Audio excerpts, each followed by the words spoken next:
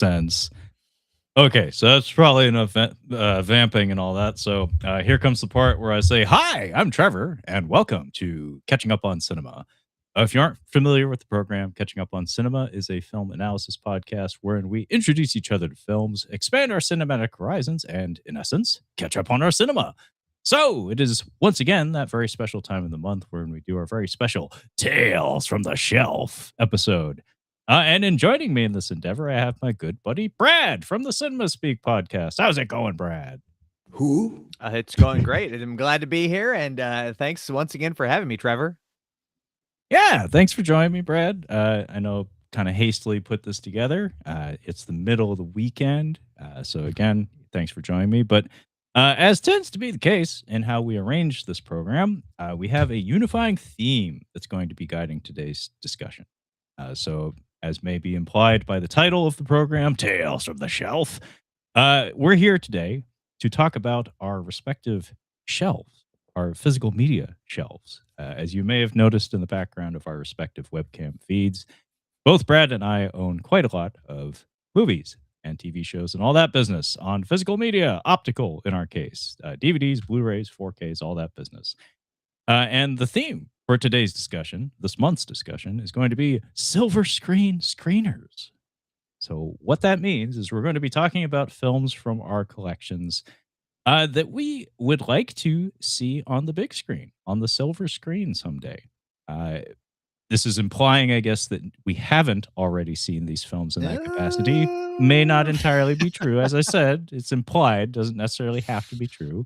There's some wiggle room there. Mm-hmm. But the point is, these are movies that are worthy of being on the big screen and films that we would like an opportunity to see on the big screen or would like another opportunity to see on the big screen. So that being said, I'm going to pull the host card and toss Brad directly in the path of the oncoming bus and ask, "Hey, Brad, how about you be the first among us to share one of your silver screen screener picks?"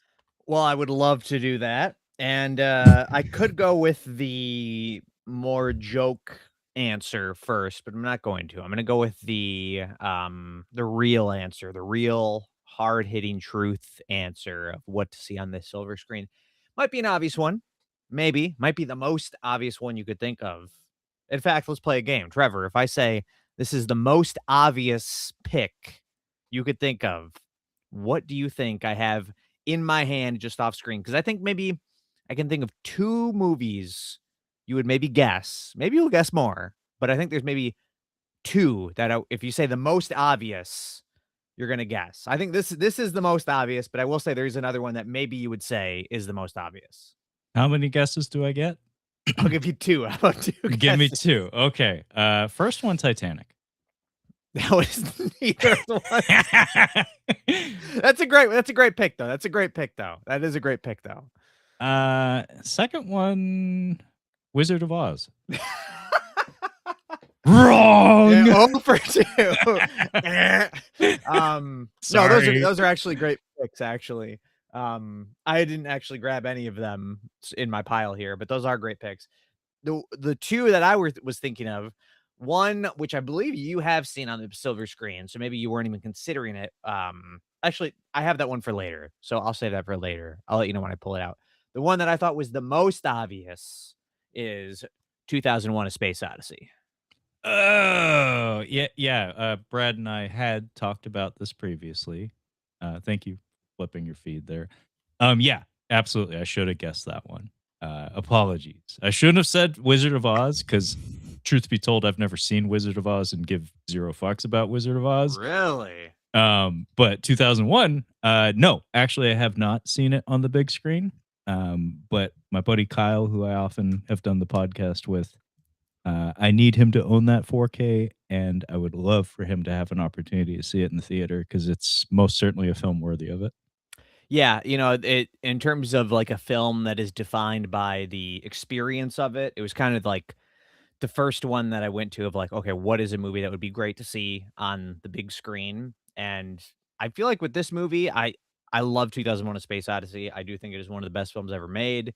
I had a very high ranked on my top 100, but I do feel like I have not truly experienced this movie if I haven't seen it on the big screen. I mostly because of the last, half hour or whatever. I think that on the big screen could be an absolute life changer. Not even a game changer, a life changer. But I love everything leading up to it as well. I think, visually it's astounding. The effects still hold up so well. And a film that you can just, you know, endlessly dissect in terms of its ideas and themes. And yeah, I really do think it is, dare I say, a masterpiece. And I think one that would be incredible on the big screen. And it's one that I think I can't think of any screenings really near me that I've heard of, but I have heard of, people going to other theaters in maybe like bigger markets, and there have been screenings of this. So it's not like it's one that is going to be hard pressed to find on the big screen. Like, I'm sure if I really seek it out, I could probably find a screening of it sometime in the near future. But yeah, that was what I thought was the most obvious pick. Wow. Yeah, I mean, it's a proud, I assume international, but I was about to say proud American tradition to trip balls and go see 2001: A Space Odyssey or Fantasia. Hmm. That Hmm. again, proud American tradition. Yeah. Fairly Yeah. certain my own dad partook of both. Oh yeah. All right. All right. Now, Trevor, not to just throw this at you right away, but I did have this thought in the shower Yeah. today. I was soaking wet, I was sopping wet, and I thought, now normally I'm pretty much like when it comes to movie watching, I'm like, my drug of choice is just caffeine, baby, because I need to be in the right headspace. Dirty do. I didn't have the zero sugar, but I did have a regular one last night. Actually, I think they're quite good. How's the zero sugar? Uh, I have to assume vastly inferior. Okay, okay. I'm Good to still know. Good to drinking it. know. This is the last one I have, All actually. right, all right. Good to know.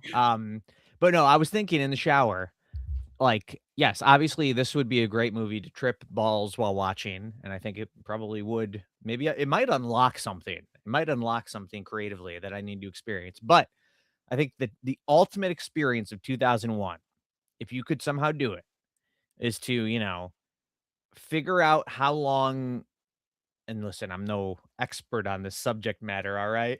So, but, take a substance of your choice, let's just say that, and you have to figure out how long it takes for it to hit on average. And to get it to hit, you start feeling it as soon as it gets to that, like, time and space like, if you can be, just sober for the rest of the movie in a clear head space, and then as soon as that hits, you start floating, that might be, you may never watch a movie again because you're never gonna experience something quite like that. Like, that is the way to watch this movie.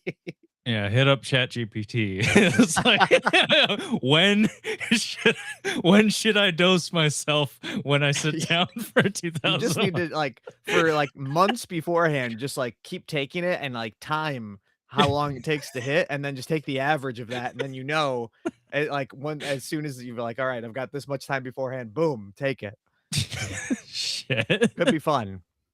Yeah. No, I could totally see that being an experiment that I'm sure many people have actually would actually be willing to take on. That's Um, gonna be the new challenge, the 2001 challenge. when is the perfect dose? Yeah, Like, yeah. when is the ideal time? Drop acid And you just have to be or eat your honest. You have to shrooms. be honest, like, if you hit it perfectly or not, and, like, you can say, "Ah, I hit too early," or, "Ah, I hit too late, I failed." I would love to read that journal. Too early, too late, too early, Yeah, too late. yeah. You gotta put it in your letterbox review. If you do the challenge, you say 2001 challenge, hit too early, hit too late, hit exactly right. Yeah, you need to find that Goldilocks zone. Yeah, yeah. Yeah, no, I should have guessed 2001 as a perfect film to screen. By the way, it's important, I guess, to note the distinction because nobody's watching right now, but for people who watch watch the VOD or whatever after the fact. But um, there is a distinction between like just a big screen screening and a actual film projection. Mhm. I'm not as intimately familiar with the world of film projection. Like I grew up in an age when I certainly was exposed to film projection, but it's not something that I'm hungry for or I seek in the way that many other collectors or hobbyists or people that like that is what draws them to cinema. It is the celluloid, is the film projection itself rather than just the movie. Mhm. Um, so I guess the reason I'm throwing this disclaimer out there is that I don't know that you or I are placing a whole lot of weight on the distinction between those two things. In my mind, I'm merely talking about seeing the thing on a really big screen with a group of people. Yeah. Um, that's Mhm. that's as far as I'm taking it. I don't know if you had like an actual film reel projection in mind when you're talking about some of these. I do Well, not. actually, I did. No, I mean, yeah, I'm mostly just talking about, yeah, the big screen Yeah, itself, but I will say, if there's a 70 millimeter screening of 2001 and just a standard, I'm gonna go to the 70 millimeter, obviously. yeah, Like, you gotta yeah. get that experience, but yeah, If I'm not available. specifically highlighting it as that. Yeah, if available, for sure. Would always reach for that first. Would always take the 35 millimeter. Would always take the celluloid over the digital, you know, like Fathom event or whatever the fuck. Mhm. But in lieu of having that option, I will settle for just a big fucking screen and some people to enjoy the thing within a public space. Yep. Now, Trevor, do Yeah. you have a favorite, Kubrick? Favorite Kubrick? I mean, I've never been a Kubrick guy. Like Whoa. I mean, I'm not super familiar with his filmography. I'm familiar with it, but I haven't seen that much of it. Um, Immense respect for sure. Um, Full Metal Jacket obviously is that's kind of a lame pick, but that is up there. I was very impressed with A Clockwork Orange. Kyle had me watch that several years ago because I had not seen it. I knew of it by reputation for sure. Um, it's probably 2001, but honestly, The Shining is the one that stuck with me the most, just Mhm. because it terrified me, and I saw it when I was too young. But 2001 and Full Metal Jacket are the ones that I think I've rewatched most recently, and I was very impressed with 2001. Like, I was like, "Fuck, this is a different class of film." It doesn't happen very often when I'm watching something, but I did get that sensation, like, exactly that kind of sensation while I was watching it, where I was like, "There are levels to this game, and this is very high." Like, this is high level filmmaking that is very rare. So I guess 2001. Well, I mean, Trevor, do you wanna play a quick game here? Oh, you need do you have the Jigsaw drop? Do That you is a not great have that, idea. Brad? That is a great idea. I do How could not. you love Saw? How could I you not know, have that is that? a great pull. I It can't believe just I don't occurred to have me. I that. was like, "You Brad doesn't have wanna play a game." Oh, man, that's perfect. That's perfect. Get it. Stat. Alright. The game is I've got 3 Kubrick movies on my top Mm, 100, at least from my quick scroll. I'm gonna tell you what they are. See okay. if you let's see how close you can get with guessing their placement. Okay? Mm. The 3 are Doctor Strangelove, 2001, and The Shining. I know you, Brad, Yes. but how well do I know you? I mean, for fuck's sake, the man doesn't even have a Jigsaw drop on his I board. know, that is pretty embarrassing. I would have thought. He sees every Saw film. Every Saw. He sees every Saw in theaters, including the Chris Rock one, I imagine. I Um, did, yeah, yeah, yeah, yeah. yeah, you went out of your way. Yeah, I did a that full is a rewatch of that just, like, 2 years ago too. I can't believe I didn't, like, think to goddamn. So that's commitment. Want to put The Shining on top. That is correct. Yeah, I figured. So I at least get that. I get credit Okay. for that. Good job, Trevor. Somebody needs to pat me on the back. May as well be me. 2001 second. That is correct. Yeah, so I got it. Nice. You got the order. Can you guess the numbers though? The numbers, Mason. What did the numbers mean? Call of Duty Black Ops reference. What was that? I think that was Ed Harris. I think that was Ed Harris's style. They got was Ed that it? Harris Yeah. for that fucking game. They got Ed Harris to do voice work for a fucking video game. They had some big Ornery as stars back in the shit, day. Ed Harris. They must have paid out the nose. Oh yeah. They must have paid. They must have like started a charity of his choosing or something. Yeah, how many kids do you think he brought in for the franchise? I mean, the kids, the people come out for Ed Harris, Yeah. obviously. Like shit. That Jackson Pollock film. That's all the Gen Zers, all the Zoomers are all about Jackson Pollock. Yeah. Fuck. What was the question? The numbers. The Can you guess numbers, the Mason. What do they numbers? mean? See how close you can get. The Shining 12. Okay. That She's the- you are 8 off. It was 4. I should have known. It's Stephen King and it's cute. Yeah, that's Brad in a nutshell, honestly. There's no weird Italian horror elements in it, but it's got everything else. It's got every other box checked. No puppets that say "wanna play a game." Yeah, there's no jigsaw. Yeah. I mean, if those little girls showed up and asked, there is a game room in the movie though. There is a game. I wonder if there's a game in all my favorite movies. That's good.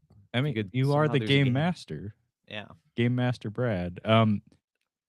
2001 22. Oh, I thought you had it for a second. It's 20. God damn. Man, that was good. That was close. I started. I got the in there. I really thought you had it there. And what was the last one? Doctor Strangelove. Doctor Strangelove. 38. Nah, Doctor Strangelove is all the way at 66. It sucks. It's a terrible It's a piece of shit. Number 66 out of all the films that exist. Complete crap, mega crap. If it's not in the top 30, it's garbage. It's not It's complete just padding out garbage. the list. It should never have happened. Jeez. Anyway, sorry for that diversion, but I couldn't resist. No. I love folks. If you aren't listening to the Cinema Speak podcast, by all means, please check it out. Brad may not have a video component for his program all that often, but he is the game master. I do really, really love how much gamification you bring to your podcast. You're always finding ways to change up the format and do fascinating and interesting things with it. So keep it going. Thank you. This is why I don't gamble, because I get it all out through here. Okay, so I suppose the pick is to me. So you did kind of a basic bitch pick, so I'm going to do the same. And I mean, we're talking about movies that we want to see on the big screen. So there's going to be a fair amount of that. In my case, like in Brad's case, I can't speak for him, but in my case, these are all movies I've already seen. So the vast majority of these are going to be nostalgia picks of some sort. So this one is like I said, it's a basic bitch pick, but it is one that I've never seen on a big screen, but I know that you have. Steven Spielberg's Jaws on 4K. You might have your information incorrect there, I believe, good sir. Didn't you go tubing and watch Jaws, or was that someone else? That was Jaws 2, my friend. That was Jaws 2. So Brad has seen Jaws 2 on the big screen whilst tubing. Yes, if you can call it the big screen. It was probably a smaller screen than if I'd watched it at home, to be honest. Some might say the superior Jaws film. Yeah. To be honest, like the screen was not great, and we got in the water, and we really didn't watch much of the movie, to be totally honest. I mean, I would be too worried about my ass getting, pruny and like my drink falling into the water or bumping into people while I'm trying to enjoy the. There's just too many moving parts. Yeah. Not ideal. No, I mean, Cool it's gimmick, neat. but Yeah, it's very novel, like being on the water while watching a shark movie. That's a really yeah, fun yeah. idea. But anyway, so Brad I has not seen Jaws on the big No, I screen. will say that what you just your pick was what I was my other Yeah, obvious. Yeah, that's what I yeah. an Avi, but a goodie, as you would say. Yes. Yeah, so I had it here. this can be a very very short pick because there is nothing that can be said about Jaws between the two of us that's going to be worth anyone's time or novel in any real regard. Kyle and I for we completely circumvented doing a review of Jaws for the podcast a long time ago in favor of doing a review of a documentary which is included on this disc and most discs of Jaws actually. The Shark is Still Working is the name of it. It is a cute little documentary about the making of the film. So if you're interested in hearing my thoughts on that documentary and by extension the movie itself, you can check out that episode. It's way back in the backlog, but I'm not about to try to tackle a full ass review of Jaws. It's just not worth it. It's too much. And I just love this movie. I saw it when I was very, very young. My dad actually was a commercial fisherman for a spell in his life, Oh. in Alaska and other regions. So he knows nautical shit in ways that I don't. But like going out on fishing trips with him is something that I have many good memories of. He's still alive, by the way. I have a habit of speaking of my dad in the past tense, but he's still alive, just so Yeah. everybody knows. He just visited me the other day. Um, so watching this movie with him, I mean, one, it is a very good movie to bond over when you're a young boy, like watching a movie with your dad. But kind of similar to my experience with Rocky, like some of the insight he brought to some of the elements when I was a kid kind of enhanced the experience and made it crystallize as something all the more special to me. Not just the objective quality of the film itself, but the experience of watching it with him and him like kind of interjecting and like adding elements to it, like telling me like he was the one that told me the shark was fucking broken all the time. Mhm. Like somehow he just knew that. Like remember, this is what the late 80s or early 90s or something. I don't know how common it was for people to just know stuff like that about the making of movies, but my dad knew that. I remember him telling me that. Um, then all the business about being out on the ocean and like the dynamics between the characters. Like he had a lot of things to say about all that and had some personal lived experience that fell in line with some of it. So that just made the experience all the more rich. Such that it actually really legitimately kind of bummed me out like last year when you see this has the 45th anniversary limited edition on the box here. I actually invited my dad to go see this in the theater and he said no. Yeah. He straight up just said no and I was like, "Man, like that sucks." Cuz like I really would have loved to have gone to see it with him, but he does have quite a lot of PTSD. He was in the Vietnam War. Um, and theaters are not a safe place for him. Like I've been in a theater with him, I think once in my life, and he did leave like 20 minutes in. Like, he just doesn't feel safe in that kind of space. So Mhm. I get the sense that it was too big of an ask, but it was an ask that I felt was worth making. So I did miss an opportunity to see this one on the big screen, but like you in 2001, it's fucking Jaws. Like it's coming back. So I'll get to do it at some point. Yeah. Just not yet.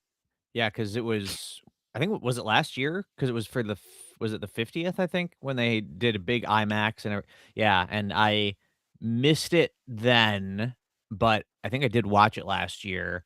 But I did see that at least my local, Goodrich is the chain, and they a lot of chains do this where they have the throwback movie and it's a new one every week or whatever, Yeah. and, they always run a pre-show ad of what is coming out and they're hype up for July 4th weekend. It's Jaws is coming back, so maybe I'll check it out this week, this year, maybe. Yeah. Yeah. That was the occasion that I had invited my pop out for. While I'm at it, may as well just like make this a multi pick, being as I didn't like spend a whole lot of time talking about that. But on the subject of Steven Spielbergo, he is great American filmmaker. I will mention that, similar to you, we have a local theater here, the Majestic Bay in the Ballard neighborhood, Seattle. Cute little, like, historic theater of sorts. They also do, like, not like retro movies per se, but they do like older films. They exhibit older films from time to time, and Jurassic Park was apparently in there just a couple weeks ago, and that is another film I have not seen on the big screen. I do actually have Jurassic Park. I just hadn't pulled it out, but it just occurred to me. It's like, oh fuck, I've never seen Jurassic Park on the big screen, Yeah, and I yeah. remember being a kid and being really bummed that I didn't get to because I was 6 at the time, and my parents were like, not yet." I saw that when it was 15, like 10, 15 years ago now. It came in 3D, Yeah, like when 3D was really big, like the yeah. post Avatar craze or whatever, and that was pretty cool. I s actually movie that I have seen a million times and own. I saw that twice in its theatrical run in 3D. Wow. Yeah, Yeah. like I said, I have not, but when I'm thinking about it, it's like, yeah, Jurassic Park, that's one that is worth seeing on the big screen, if only for the fucking sound. Mhm. Uh, that is something about the theatrical experience that, you discount it every once in a while, but it's like, that is a huge difference maker. And I remember my dad coming home from seeing Jurassic Park in the theater again when I was like 6 and was really bummed I didn't get to see it. He was like, "Oh man, the sound was amazing." I was like, "God damn it, Dad. You're Yep. rubbing it in." Yeah, yeah. On the subject of sound and theatrical screenings, like I said, may as well just knock out all the Spielbergs at once. Saving Private Ryan, I don't know I don't know how I would react to this in the theater just because I know it has a reputation for decimating people. It is like a cry several times kind of experience for a lot of folks, and that opening 20 minutes is absolutely brutal. Um, but that I watch that every year. In fact, I just watched it this past weekend, Memorial Day weekend. It's a tradition for me. And also fucking any Indiana Jones movie, honestly. Mhm, Like mhm. I forget it from time to time, but it's like, I watched the absolute fuck out of those movies and I adore all of them with the exception of those last 2. Yeah, yeah. I don't hate number 4. I have a I soft don't spot for hate it. it. It's just it's too different. It's Yeah. something else. It definitely is a big dip from the first 3. Yeah, I have softened on it in recent years, but shit ain't the same, man. But that original trilogy of Indiana Jones films, just chef's kiss, brilliant, all of them. I don't care what people have to say about Temple of Doom. I still love it. Um, I, yeah, I actually I've seen Raiders of the Lost Ark in a theater, yeah, and it's actually really cool. I don't know if they still do this, but back when I was going to, college in West Michigan, there's a brewery over there called Founders, and it's a really, like, nationally, not syndicated, but, you can find them all over the country, big brewery, and they would do, screenings at every week, and they would screen a movie, and then they would have it was kinda weird, but, like, in the very corner, like, of the theater, they would have, like, this little mini bar set up, and they would just and I think it was the only thing you could get. They would pair it with a beer, so one of their beers would be to go with the screening, and I don't remember what the beer was for Raiders of the Lost Ark, but me and my buddy Matt went and saw it, and it was a packed house, and, it was a good time. well, as a frequent co-host on the Suds and Cinema podcast, Brad, if you were to be asked to come on to do a Raiders of the Lost Ark episode with Mhm. them, what beer would you bring? I'd have to do some research and find out what that founder's beer was, to be honest. Yeah, I'd have to think about it. I mean, feels like you'd have to go with just something kinda light because 'cause you're in the desert all the time. You'd have to have something nice and refreshing. You don't want anything too heavy. Yeah, that's a really good point. It is kind of a Yeah. sweaty, dry movie. Yeah, You yeah, need yeah. something give you a little refreshment. Not Yeah, I you don't wonder wanna bring a Guinness to the fucking No, no, no, desert. no. Yeah, I don't think it was anything like that. I wanna say it was a lighter refreshing kind of beer. Yeah, I can't remember, but Well, it was cool. It was cool. you think on it because hey, that could happen. Who knows? Yeah, yeah. So yeah, I just threw a bunch of Spielberg picks out there, basic bitch pick, but may as well lead with that so we can get to the more interesting stuff down the He is road. the best though. I mean, let's stop beating around the bush. I mean, I know like he kind of fell out of favor with some people in the last 20 years and yeah, some of his stuff in the last little bit has kind of not been my favorite, but he is still like the master, especially when it comes to big blockbusters, big screen like I mean, like just look at what he has done. It is incredible. I mean, I just recorded an episode on a film that he did like as a producer. Like his contributions to the art form are his footprint is vast. Like I don't know like if there's a way to truly like despise them.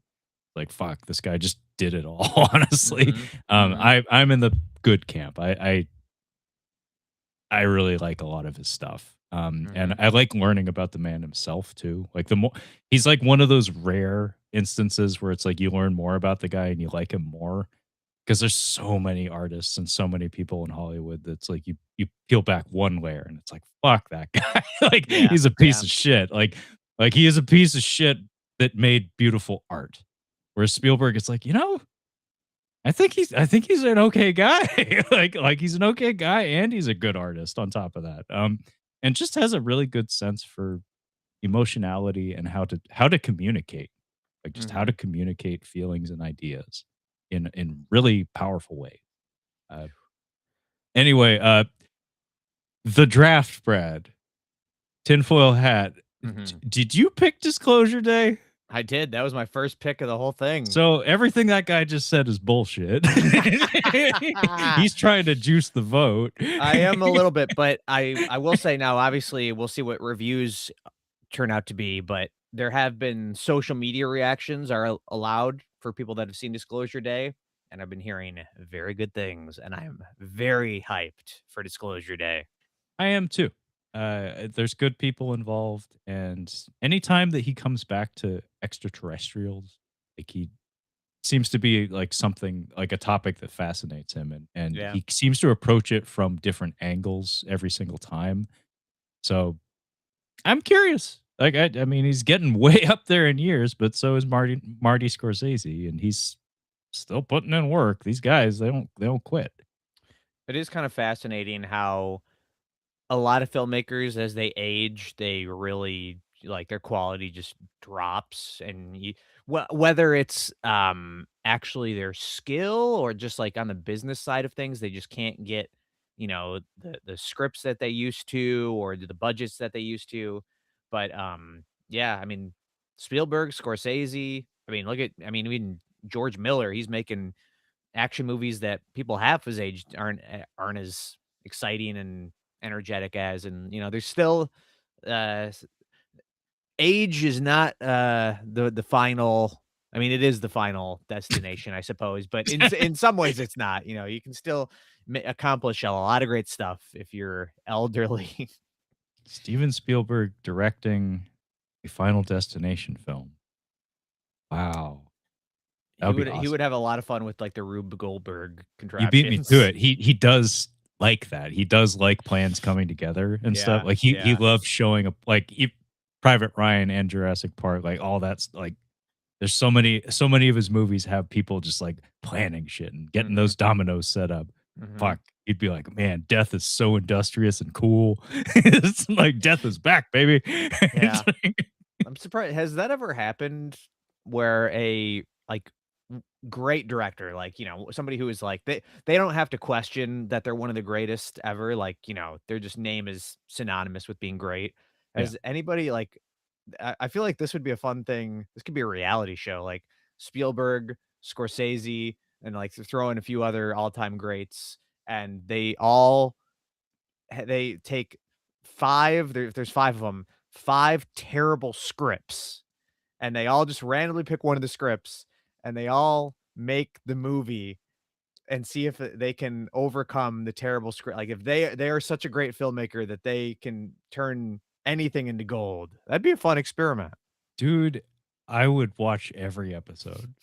Like, especially if they had the reality TV, like the confession room, Yeah, yeah. and it was cut like a reality Yeah, TV. like, Holy shit, bro! I would watch the fuck out of oh, that that. could be Like, fun. I would love to see that. My pet project in my mind was, well, I have two of them. One was I want to see the console wars. No, I have a lot of pet projects. So there's the creation of Image Comics. I would love to see a biopic showing Todd McFarlane convincing Jim Lee and all those other comic book artists to leave Marvel so they can start Image Comics. I think that would be an amazing biopic, especially if you like got really good impressionists as actors who could just like embody Mhm. the characters of that story. I want to see the console wars represented on film in a biopic. That would be Nintendo versus Sega during like the Nintendo and like the Super Nintendo and Sega Genesis era, because it was like a super volatile and competitive corporate era for those two companies. Um, and my other one was I wanted to see like a reality TV show, like a faux reality TV show, so like scripted. It would be like think like a high school drama show, but it's about like cartoon voice actors. So like, ugly like not public facing people Yeah, who are yeah. known strictly for their vocal talent, but like with like big overblown personalities like Frank Welker's in there, and Frank Mhm. Welker has a leather jacket. He's like the big man on campus, and he goes into the booth and he does the most amazing creaky door sounds ever on the mic, and he's just like nailed it. And everybody's like, "Holy shit, that guy's!" It would be like like a high school sports drama, but with like cartoon voice acting. Yeah, yeah. So it's like people making cat noises Oh, and I'd like love creaky that. and like creaky cupboard noises and stuff into the microphone. It's like, man, he's on a different level. Or like, I don't know, appeal to the Santinos of the world and present it like an anime where like every Yeah. reaction is super overblown. You might be onto something there. There's something there.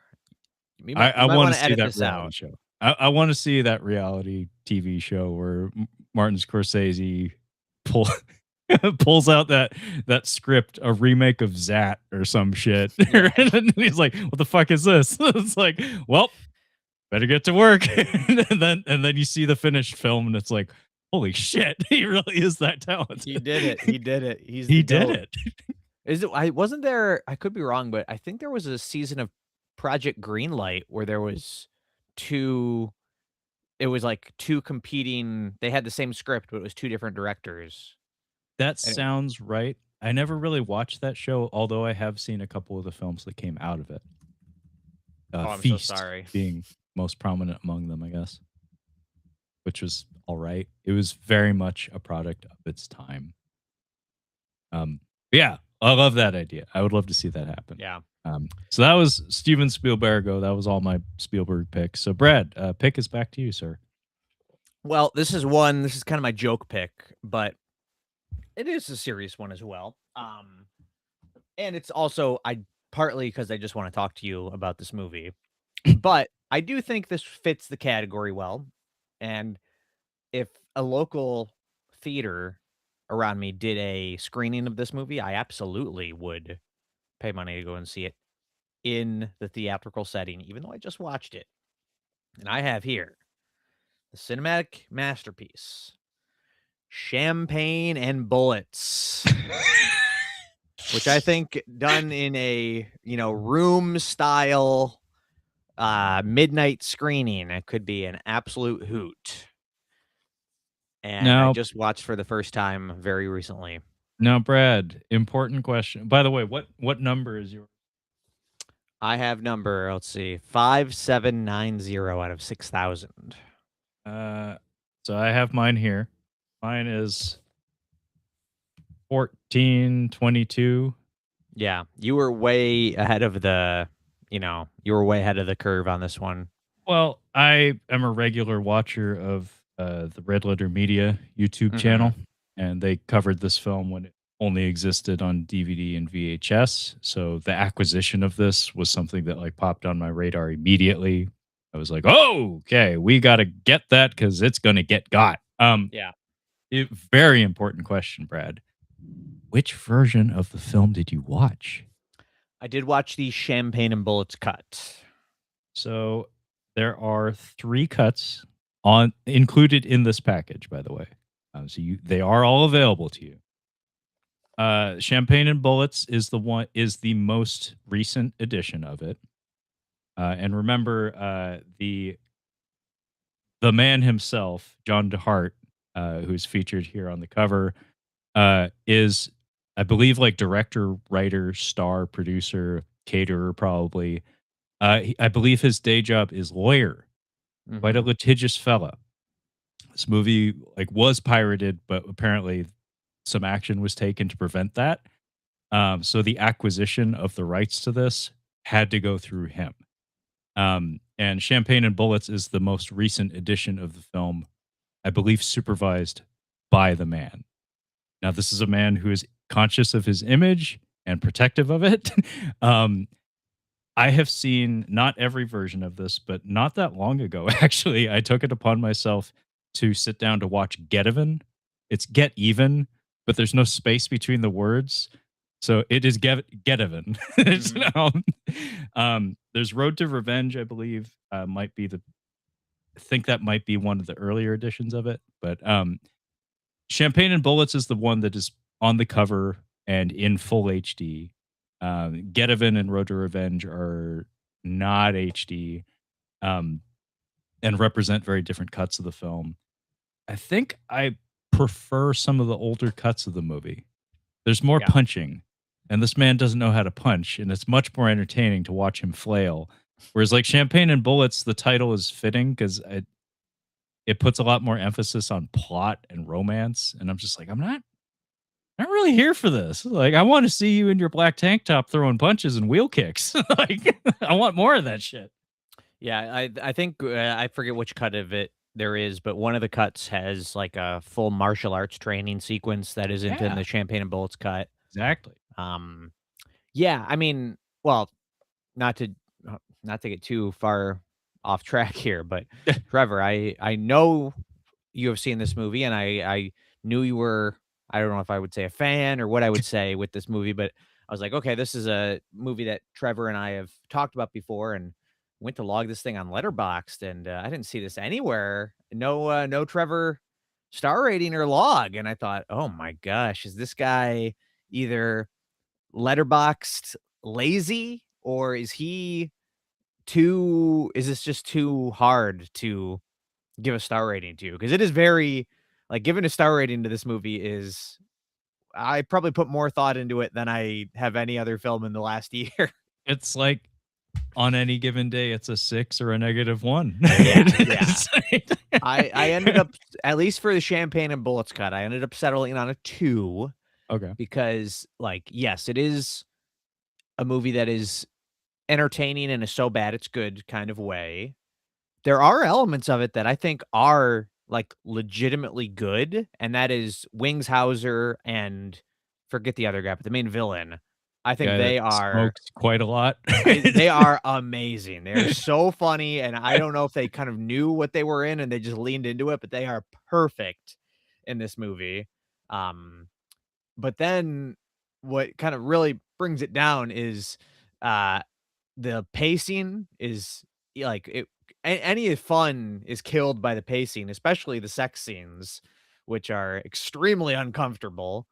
Yes. Um, and yeah, it's like, it's one of the, like, most fun movies you could watch, but also, like, with those in there, it does kinda, like, make it where it's like, "Ooh, this isn't as fun to watch as I wish it was." So I ended up settling on a 2, but It it is a difficult thing to reconcile because those sex scenes are very uncomfortable. Like, alone and in a group, it would be really maybe worse. yeah. I had a similar experience, with film. I forget the name of the director, but as soon as I look it up or whatever, it'll make sense. It'll be like, "Ah, that guy." Um, Hard Ticket to Hawaii. Do you know this film, Brad? It sounds familiar. It is. It's like think like a direct-to-video action film set in Hawaii. Ridiculous, over the top, knows it's stupid, is mostly just an excuse for titties, Mhm. um, and the occasional softcore sex scene. Um, and it has a lot of memeable moments, lots of them sprinkled throughout the film.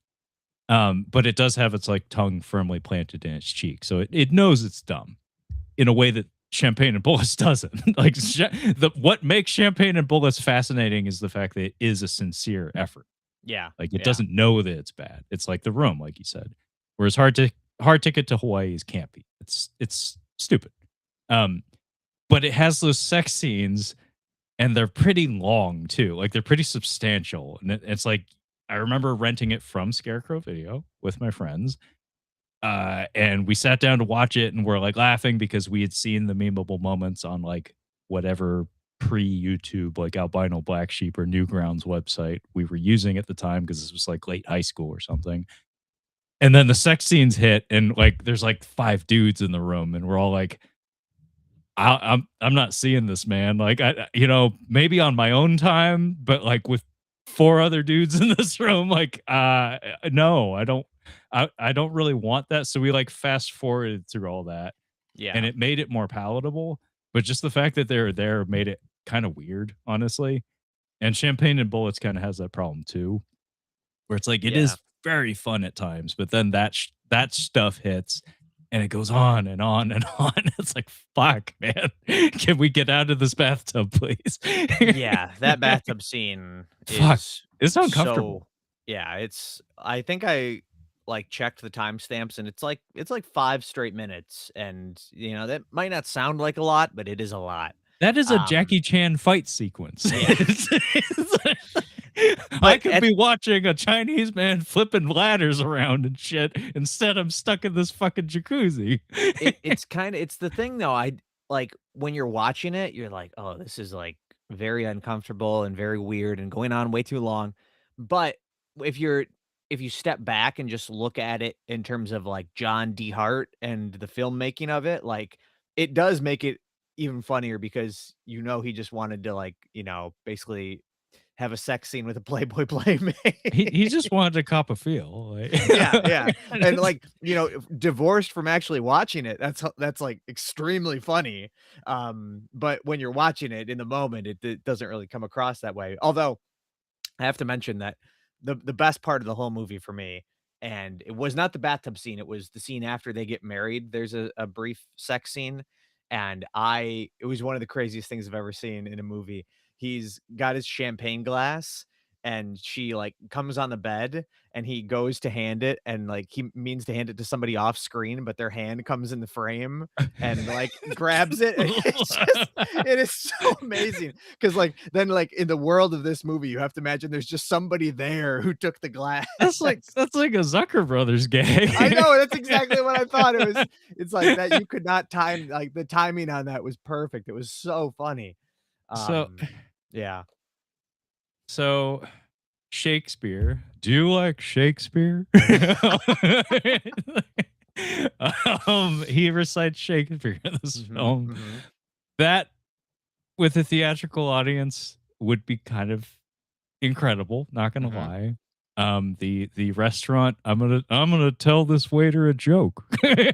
It's gonna Pick on Doctor Day. yeah. Get this guy off my ass. He got a duck on his head. Oh, you're so funny. Yeah, that also would play pretty well with a girl. Fuck. Wings House. I don't know what kind of lawyer John DeHart is. Um, I'm going to assume divorce lawyer, Yeah, you might be right. You might be just right. because everything with Wings Hauser feels like way too real. Yeah. Yep. Yeah, that's another thing with the movie is, I don't pull this card that often, but it comes very sexist. Very sexist Very movie. extraordinarily sexist. Like uncomfortably so at times, but, with that, like, scene with Wingshauser and his wife, like, very sexist how the wife is portrayed, but, like, Wings Yeah. Hauser kinda saves the scene because he's, like, still so much fun to watch, Well, so he's drunk off his ass and he's improvising as well. I don't think Wings Hauser had a script. I think no. he John DeHart was probably just his family lawyer or something. It's like, "Hey, Wings, I saved your marriage. You wanna be Mhm. in a movie?" And Wings is like, "Gulp, okay." He is so fucking drunk in this movie. Oh, man, it's At so least he good. comes across as. Mhm. Wings Hauser has a strange career. Yeah. Seems to be popping up more in, the Vinegar Syndrome catalog as well, like, I think The Carpenter, came out not that long ago as well. I do want to see that after watching this. I've heard it's actually I've seen a couple of reviews of it. It's a fun little Canadian horror Yeah. film with I've heard some it's pretty good. decent idea yeah, I've heard it's Mhm. actually a decent film. And he's also the villain in Beastmaster 2 Through the Oh, Portal that's of right. Time, Yeah, yeah. which is, not a good film. Check out that 3-hour episode of Catching Up on Cinema to find out. But yeah, Champagne and Bullets on the big screen with the right group. Yeah, I could see it playing pretty well. I mean, my thought when I was, like, thinking, "Okay, this on the big screen," I was thinking, "Oh, the sex scenes would really, like, kill the vibe," you know? Yeah. But I thought, "Okay, well, if this is gonna be like a Rocky Horror style or Room style where everybody has, like," I don't know if you've ever been to, like, a screening of The Room. I've only one time I was at a theater and we walked out of a movie and we heard a ruckus, and I said, "What the hell's going on in there?" So I went in to, like, calm everybody down, and it was a screening of The Room, and I got to experience them doing the pre-planned bits of where they say It the things at the yeah, scr so, it's a um participatory yeah, yeah, thing, yeah, yeah, and I think you could get through the sex scenes because it does have John D. Hart original music over it, so you could do a sing-along. That was my Subtitles, thought. yeah. Yeah, Sing-along subtit yeah, you're right. that's how Sing-along you'd get through it. subtitles. Yeah. Mhm. Maybe you could do a little dance competition up front while it's going on or something, I don't know, but I can tell you There's oh, a lot yeah. of songs in that movie, by the way. Yeah. Speaking of which, I have petitioned my fiance to allow the shimmy slide to be on the wedding playlist. Really? Is she going for it? She's considering it. Like there's a lot of dumb shit that I show her that she just rolls her eyes at, but that one she stopped, she listened, and she was like, that's pretty darn catchy. It's not bad, it's not bad. Are you gonna get up Everyone on I share the stage shimmy and slide with has a positive reaction to it. yeah, yeah, yeah. And Oh, it's not man. like I have friends that like appreciate country music or anything. I certainly don't. But the shimmy slide, There's fuck something to yes. it. There's something to it. Yeah, yeah, yeah. Although Oh, she did man. say, like, you may have to sing it yourself. Like that may be the way it gets on the playlist is if you do the karaoke version of it. Oh, so, like, you get up on stage like John D. Hart did and Put on that okay. cap, do that side to side rock, have that like deer in the headlights look on my face while I'm singing. Dude, you're really bumming me out that I might miss that now. You're really bumming me out that I might miss that. Come on, pretty baby, and do the shimmy slide. Yeah, it's not a bad song. It's not bad. The right crowd, that would get people going. Not my crowd, but it's my fucking party. Deal with Yeah, that's true, that's true. it. Yeah, remember that, yeah, put your foot down, you say, "It's our wedding," if everybody else doesn't know the shimmy slide, we will. Yeah, you will learn the shimmy slide, and you will know. So that was Champagne and Bullets from John DeHart. So you had a Vincent pick. I don't have an equivalent to that. But it's semi culty, so I may as well throw it up there. Um, Big Trouble in Little China. Ooh, John good Carpenter's choice. Big Trouble in Little China. This is the Shout or Scream Factory Blu-ray. There are tons of editions of this film that exist. This movie I was exposed to at a very early age on some cable network, maybe even like Joe Bob Briggs's program on TNT or whatever the fuck. Um, a lot of John Carpenter movies, actually, I got exposed to at a relatively early age. That we had like a policy in the house when I was a kid that if dad was in the room, um, ratings didn't matter so much. So like if something was like PG-13 or R or whatever, as long as dad was there to like supervise the experience, most things were okay. Like as long as he approved and he was present, we could get away with watching pretty much everything. So we got a lot of we got away with watching a lot. So like David Cronenberg's The Fly, John Carpenter's The Thing, and John Carpenter's Big Trouble in Little China, all movies that I saw a little too early in life, but Mhm. you know, I think I turned out all right. This movie's amazing. Like I just love everything about it, and I think it would play really, really well on the big screen just because it has so many of John Carpenter's strengths and so few of their weaknesses. Because this thing fucking moves. Like it just has like this, not necessarily like fully like full on relentless, but it just has this like utterly charming like propulsiveness to it where it's like it's just cohesive enough where there's only like a couple of scenes here and there where it's like it feels like whoa how the fuck did we get here like a lot of times it's like it just has so much momentum and movement and energy to it that's like it's endlessly entertaining. There's so many sights and sounds to it. It has one of his finest soundtracks, like one of his finest scores. He does the closing song himself with his super group of super nerds, the Coupe de Villes. Have you ever seen the music video for that, Brad? No, I don't think so. Oh, fuck my ass. Like, you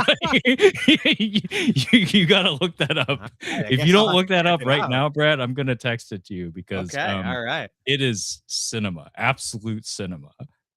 Because I don't know, hopefully everybody listening to this or watching is knows what John Carpenter looks like, but he looks like Dr. Wily, little fella as far as I know. And his friends don't look much better. They just look like basement dwelling nerds. But they're a hell of a band. They got a hell of a keyboard and they got a hell of a guitar. And John Carpenter is singing the song at the end of the movie. I don't know if everybody knows that, but Mm, that's his voice. These days he is strictly a musician as far as I know. It's actually very charming. He tours. It's a family affair. I don't know if there's more family members involved, but I know for a fact his son, I think his name's Cody, tours with him. They play music together. I would love to see John Carpenter in concert. Yeah, I could That'd be cool. see I could see you in particular really enjoying that. This Mhm. is a man. This is the man, folks, who has been to a Goblin concert. Yeah, true, true. This is like he's been to a Goblin concert. He got goblin vomit on It him. was great. I'm kind of jealous actually.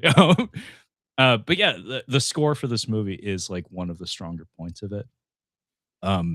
It to me it like typifies the Carpenter style where it's my understanding that he essentially live scores his own movies. Like he watches his own movie and then just jams. He just jams over his own fucking movie.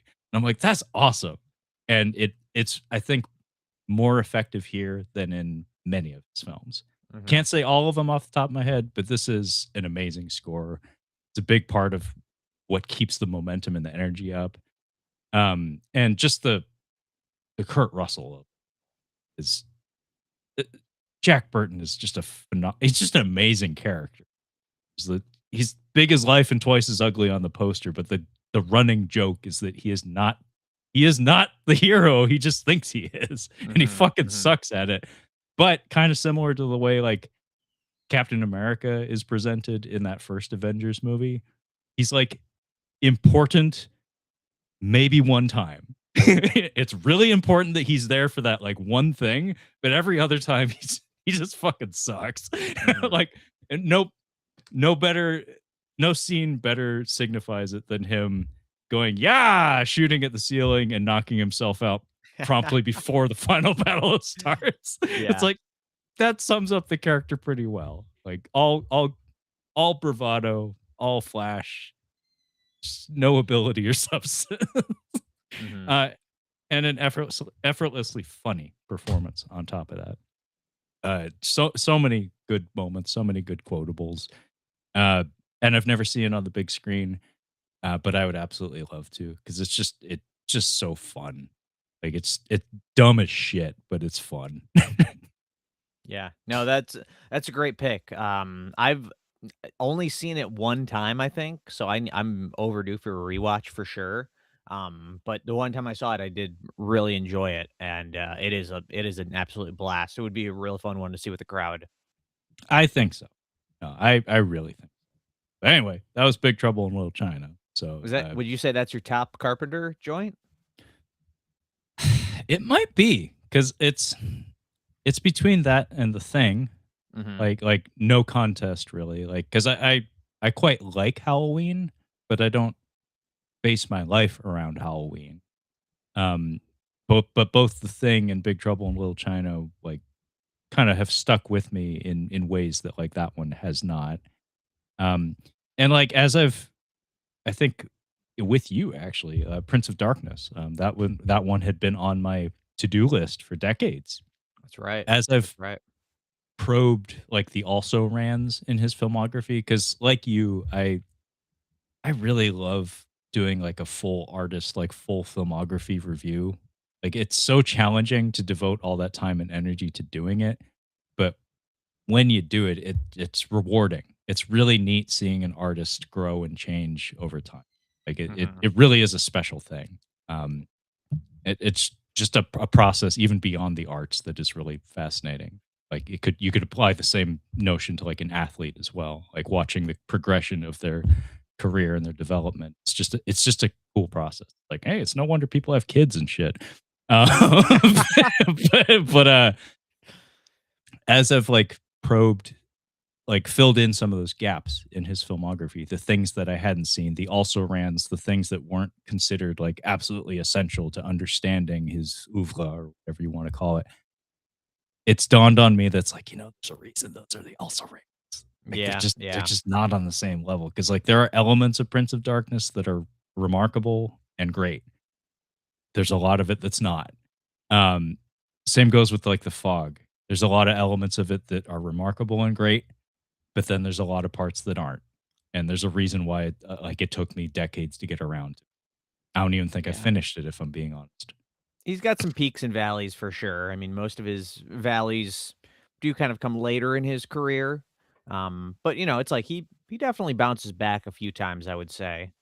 Oh, yeah, Um, no, I mean, I defend some, like, some weird ones in his filmography, honestly. Like, Village of the Damned actually worked for me quite a lot better than I think it works for most. mhm, Like, I actually remember that movie. mhm. Most people don't, but I kinda like that one, and, of course, In the Mouth of Madness is a late era Carpenter movie that is I would place that very high on on the Mount Rushmore of Carpenter films. Well, let's Um, just do it, Mount Rushmore of Carpenter. You said you can't throw that to the game master and not ask me to do it. the game master the Come game on. master commands. What is the Mount Rushmore of Carpenter So film? we Well, we already got 2, The Thing and Big Trouble in Little China. yeah, uh, In the Mouth of Madness and Halloween, I guess. That's a good one. That's a good one. That would be me. But how about you? Any differences there? I would say The Thing, Halloween. I would maybe do Big Trouble in Little China, but I would say maybe Assault on Precinct 13 for my Really? last one. That's an odd dog pick, but Yeah, I mean, I'll that's allow another one. it. I've only seen it once, but I really liked it, and is like a Okay. low budget early entry for him. I thought it really worked. I mean, it's a hell of a concept. It's essentially a siege like zombie movie or something, just Mhm. with not zombies. But Yeah, and I really like there's a those. reason they remade it. Like it is a solid premise, and the Yeah, execution of it does have teeth to it. It does have a grit to it that works pretty well. yeah. Um, I wish I liked Escape from New York more. I don't think the movie's that strong, but the atmosphere is 10 out of 10. Like, it has a amazing vibe, and the score, the theme music for that movie is kick fucking ass. I got a Mastercard. But the movie itself, I'm like, "Nah, it's not my favorite." I got a full disclosure, I've never seen, Escape from New York. Even if you don't, look up the title theme. It's Okay. it's good, like, it's think like electro western, like, Hey, look at well, that. I own it. I got it right back here. I just I haven't mean, of watched course you it. of course you do, Brad, but the apparently, like, the funny story with John Carpenter's career is that he got into film because he loved westerns. Like, he's loved westerns all his life, and wouldn't you know it, he never made a western. Yeah.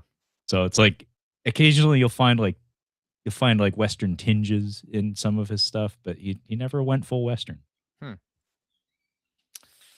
Probably never gonna happen, unless he can Oh, set down his video game controller, but, no, no, no, he just, put out a video game with his name attached to it that I've yeah, actually heard Toxic Commando, what it's that's called. it, yeah.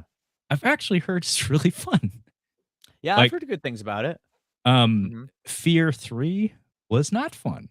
Do you know that one, Brad? Yeah, that's right. Never played it, but yeah, I know he was associated with that. Yeah, that was not good. That was a piece of shit. That was Mhm. in the Xbox 360 era, but, Yeah, this yeah. Toxic Commando game is apparently kinda like Left 4 Dead, and, like, in every aspect, apparently, it's a pretty solid production. I I have actually consider watched picking it up. I've watched some gameplay. Not I'd like to try it for myself. It looked like me trying to watch people play it, like, it was almost, like, too much going like, I was Yeah, like, "Whoa." these kids got 3 hands or some shit. Like, Yeah. I don't know how they do the shit that they do. Mhm. I'm too Yeah. old for this shit. I've already fought Jet Li. I already hung it up. They just need to bring back Left 4 Dead. I tell you, that's just bring it back. I mean, you're not wrong. You're It was really so not good. because they keep trying, and every single time, people just go back to Left 4 Dead 2. Mhm. They just Mhm. keep going because, like, they had that Back for Blood game. I think it was even made by some of the same people who worked on Left 4 Dead. Yeah. People didn't bite for it. There was that other one, that, like, asymmetric one where it's like you're a bunch of monster hunters or whatever. Mm. People didn't bite for it. Toxic Commando seems like a niche audience picked it up, enjoyed it. The numbers of people still playing Left 4 Dead 2 is probably remarkable to this day. Yeah, yeah, yeah. It's good. It is good. It's good. It endures. Okay, so that was, John Carpenter's Big Trouble in Little China. Pick is back to you, sir. You Alright. wanna call this Uh, the last one, or you wanna keep right on rolling? yeah, we could maybe have this be the last round, and then we'll do a Okay. speed round. Let's go with boy, this is tough. But, let's just go with this one because 'cause it'll be fun to talk about with you. And I don't really have a specific movie picked out from this set, kinda just representing the whole franchise, but I have here the Sean Connery 6-film collection, Ooh. 007 4K collection, and I've just been in the mood well, I was really in the mood to watch these early Bond films a bit ago and kind of got out of the mood, and I'm slowly getting back into it. I have not dug into this set yet, but, yeah, I think it'd be really cool to see some of the early Bond films on the big screen. Um, Probably if I had to pick one of these that would be the best, I mean, Goldfinger is obviously, like, the classic that everyone goes to, but when I didn't make it through the whole franchise, but, um, 5, 6 years ago or whatever, when I was going through all of them and watching them in order, From Russia with Love was a first time watch for me, and I loved it. I thought it was awesome. And I know that is looked at as one of the best. I know that's a lot of people really love it, but that would be great to see on the big screen, and, be really cool to just do, like, a series of these on the big screen, like, if they did one it'd take a while, but do 1 Bond film a month, it's not like 1 a week, you don't have to go every single week, but just once every month, they do a screening, start with Doctor No, then From Russia with Love, and slowly work your way through the franchise, and, yeah, I really like we talked about, going through a director's filmography in order. It is a lot of fun to go through the Bond films in order because in a lot of ways they are a reflection of where, action movies are at the time, or maybe they're a little behind the times or whatever. But, Yeah, it'd be cool to be able to go back and watch these on the big screen. I have seen every Bond film since Casino Royale on the big screen. I don't think I saw Die Another Day on the big screen. I don't actually, maybe I didn't. No, I don't think I did. I don't think I did. But Casino Royale for sure, I remember seeing on the big screen. Yeah, I think I'm in the same camp as you. I did see Die Another Day on the big screen. In fact, I think I've seen every one since GoldenEye on the big screen. Really? That's pretty Yeah. good. Like I said about Indiana Jones, James Bond has been there for me my whole life, and I forget that a lot of times. But it's like, I kind of fucking love James Bond, and Mhm. actually, kind of topical. He just got a game, Double Yeah, O that's Seven right. First Light. Just came out. Put a weird emphasis on that syllable. 007 First Light, First Light, um, just came out. I think this past week, maybe, and it's I think getting very good reviews. I Uh, know the theme song by Lana Del Rey is getting great I reviews. absolutely adore Lana Del Rey.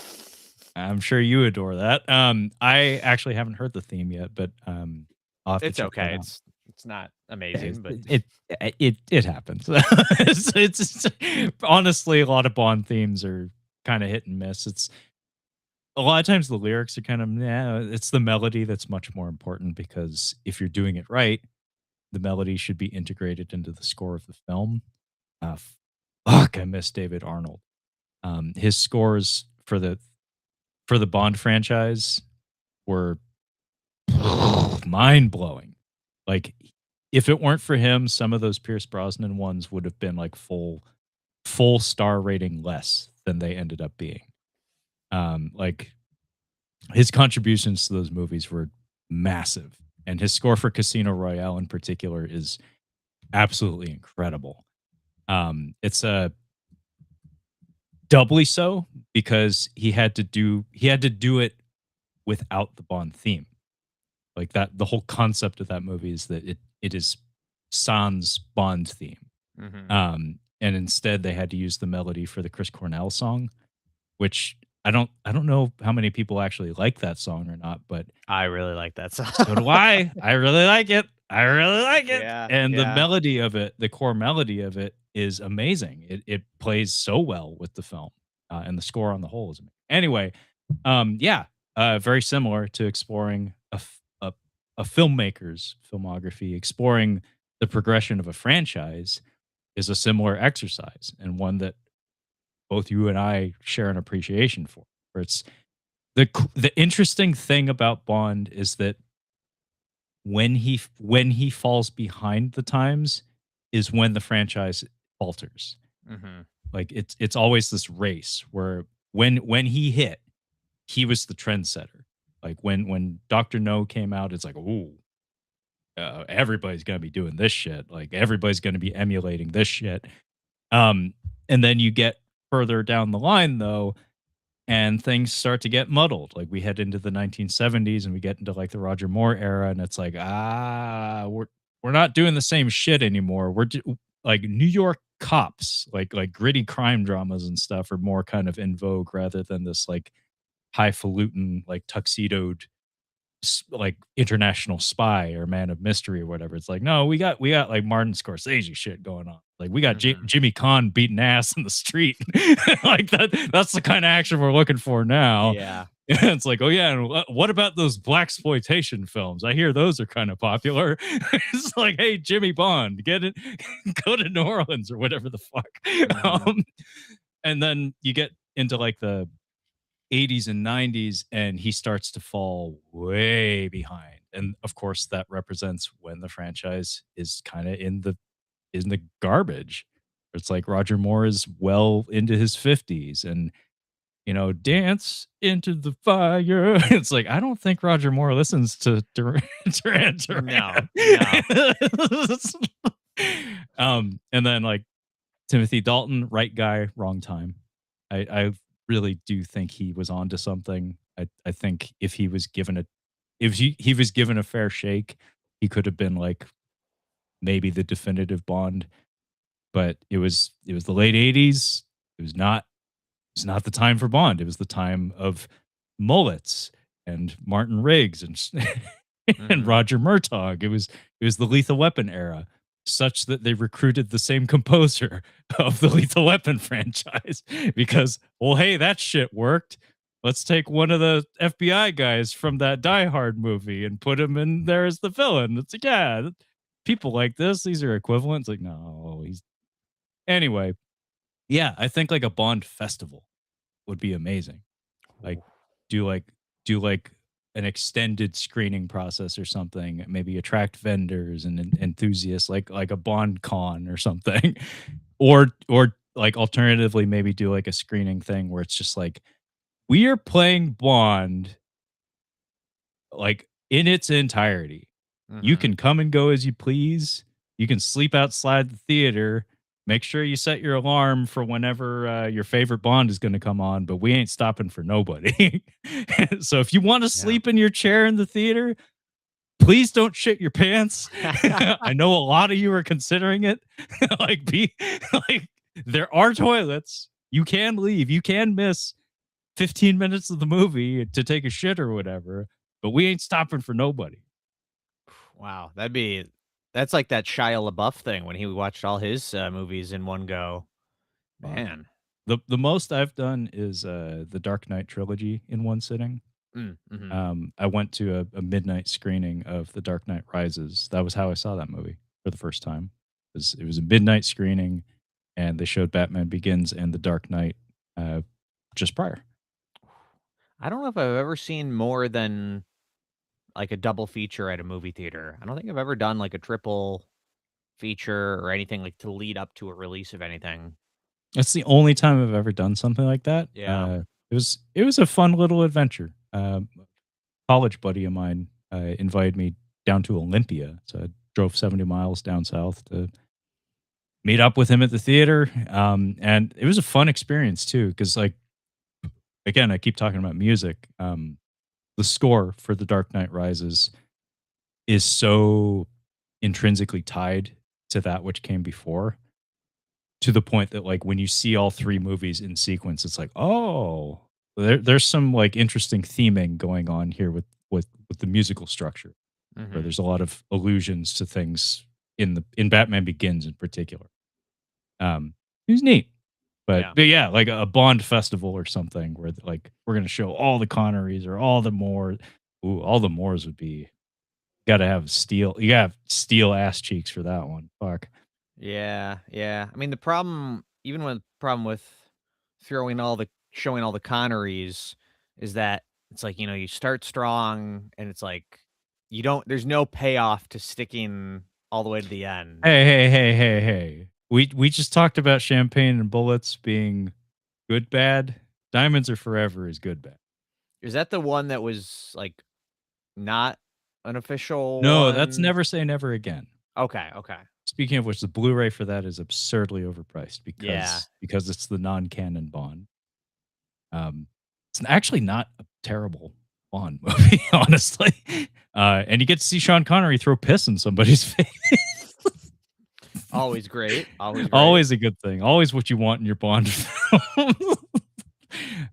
Yeah, it has a decent theme song. Get Connery contractually obliged to be in the film.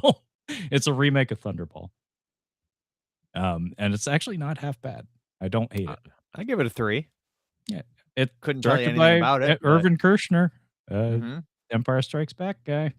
Um, yeah, I want to have Never Say Never Again on my shelf because, but fuck, that Blu-ray is too expensive. Yeah.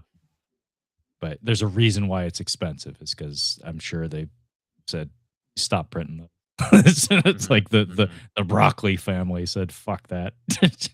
Yeah, they shut it down. Yeah, shut it down. Shut it down. Um, Yeah, would you include that if you did like a Connery Bond screening though? Because I noticed it's not in your box set there. Yeah, it's not in the box set. I did watch it when I was going through my Yeah, yeah. full franchise watch through, so I probably would. I mean, it's Sean Connery playing a character named James Bond, even if it's not an official is he not named James Bond in the No, no, movie no, or no, no. It just occurred to me. you wouldn't have to include it in any of the like the clustered screenings, like the Connery, the Moore, the Dalton, or whatever. Mhm. The Lazenby screening would be kind of sad. Like if you drove across state lines to go see the Lazenby screening, it's like, wow, that was not even 2 hours of my They could life. pair the Lazenby and the Dalton screening. They could do the Forgotten Bonds Yeah, together or well, something. that's what I'm getting at. So, by the way, fun fact, there's a PlayStation 1 game called Fox Hunt. It's an FMV game, so it looks like a movie, like it's like you're playing a movie. Mhm. George Lazenby is in there like a secret agent, and it's very clearly and it's about secret agents. It's very clearly like an allusion to his previous role as Bond. You could put a playthrough of Fox Hunt in your like after the screening of On Her Majesty's Secret Service, Yeah. because the original Casino Royale, Brad, Mm. James Bond is in that film. I forget who plays him in it, but James Bond. Right. It's Casino Royale, and there is a James Bond in the film. Would you include that in one of the screenings? That is interesting because I don't believe I included that in my watch through. I mean, who the fuck would? Yeah. Although I earned significant brownie points with my soon to be father-in-law because he was playing music. He was playing brass music at his birthday party, and I did one of these. I said, "Is that the theme from Casino Royale?" And he was like, "I don't know. I'll check." And then he came back and he was like, "It's the theme from Casino Royale." And I was like, Wow. "I thought so." And I I was like, I "Mm." I do have to laugh at the top review for the, 67 Casino Royale. 1-star review, and it says, "Thought this film couldn't get any worse," and then Woody Allen appeared. It's pretty good. That's pretty fun. I have almost no memory of it other than the theme music. It's like on a bugle or something. It's very bouncy, brassy tune, very irreverent. And I think there's like a pie fight or some shit at the end. It devolves into 60s bullshit chaos at the end. Anyway, so I suppose it's my last pick. Um, and what is it gonna be? What's it gonna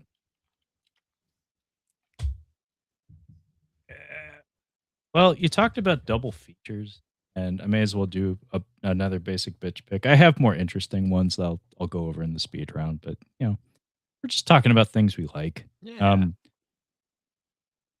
Top Gun Ooh. and Top Gun Maverick. I didn't get to see Top Gun Maverick on the big screen. I was really bummed that I didn't. In fact, that's a subtopic for discussion is that I'm really bummed, Brad, that I have not been going to the theater very much at all in recent years. And it's starting to wear on me. Like it's starting to kind of piss me off. It's like I feel like I'm missing something.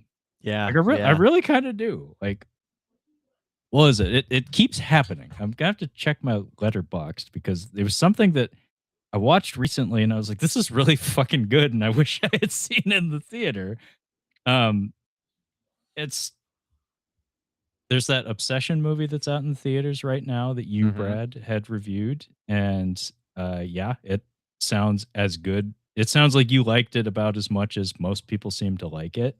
Yep. I really want to see that in theater. Thankfully, it's still in theater, so I have a chance. Marty Supreme, I just watched on HBO the other day, just on a lark, Mhm. and I wanted to see that in the theater, but could get no one to go with me. So I didn't end up seeing it. So I ended up watching it by myself on the couch, and I was like, "Fuck, I really like that." Well, now let me ask you this, and I don't mean this to come out in any way like a judgy thing or anything, but is there a reason why you wouldn't go just simply on your own if you couldn't find somebody to go? No, I. Okay. It's funny actually. The only time I've ever gone to the theater myself, Brad, was for you. Was to see, and these are these are not good examples of movies that one should run out to go see. These were obligations, you see. Mhm. Um, Mhm. Snake Eyes Okay, now that was for you. That was all you, That but I was mean, it my was for my fault. show, but it was for you.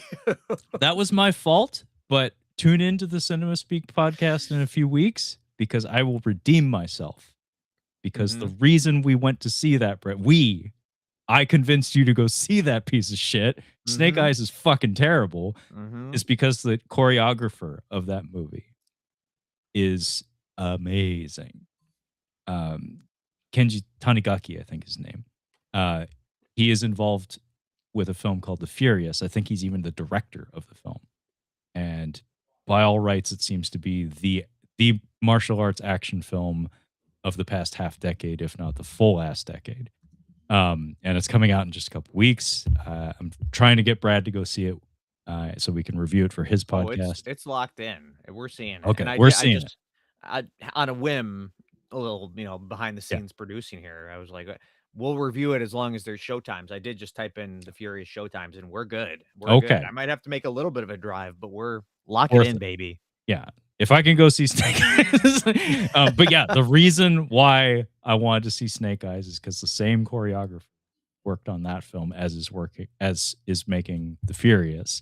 And we will both see what the man is actually capable of. Because I Snake hope Eyes so. ain't it. And the other one that I saw by myself was Love Hurts. Which Oh is shit, yeah. yeah, Oh, that is a film we saw. yeah. A middling 8711 effort. It's nothing special, not terrible, but just kind of a fart in the wind. But yeah, I think those are the only movies I've ever seen by myself. There's no reason I can't continue doing that. I just don't. Yeah. Maybe you need to see a good movie by yourself because it is potentially life-changing. I mean, I'm tempted to go see Obsession by myself. I wish I didn't have to because it seems really good and like people like reactions to it would be very very strong. So it'd be nice to have somebody with me to share that with. But yeah, I just wanted to vent a little bit because like a lot of things have been coming out as of late where I'm like, fuck, I want to see that, but nobody around me wants to, and I'm letting myself make that a problem. It's like I don't have to make that a problem. I can just go see it. Yeah, there is something with, like, I love seeing movies with people, I like and sharing things. There's a yeah, reason I do a podcast. It's like I have a teacher's instinct. I like conveying things to people.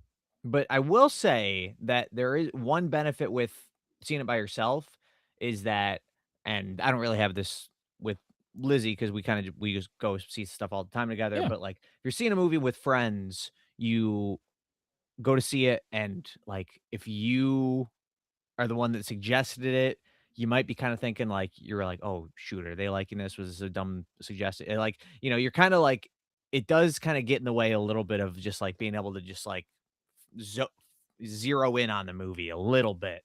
And sometimes it's, just going on your own, you just can sit wherever you want, you can go whatever showtime you want, you can, sit in the seat in a weird way if you want, you can do whatever you want.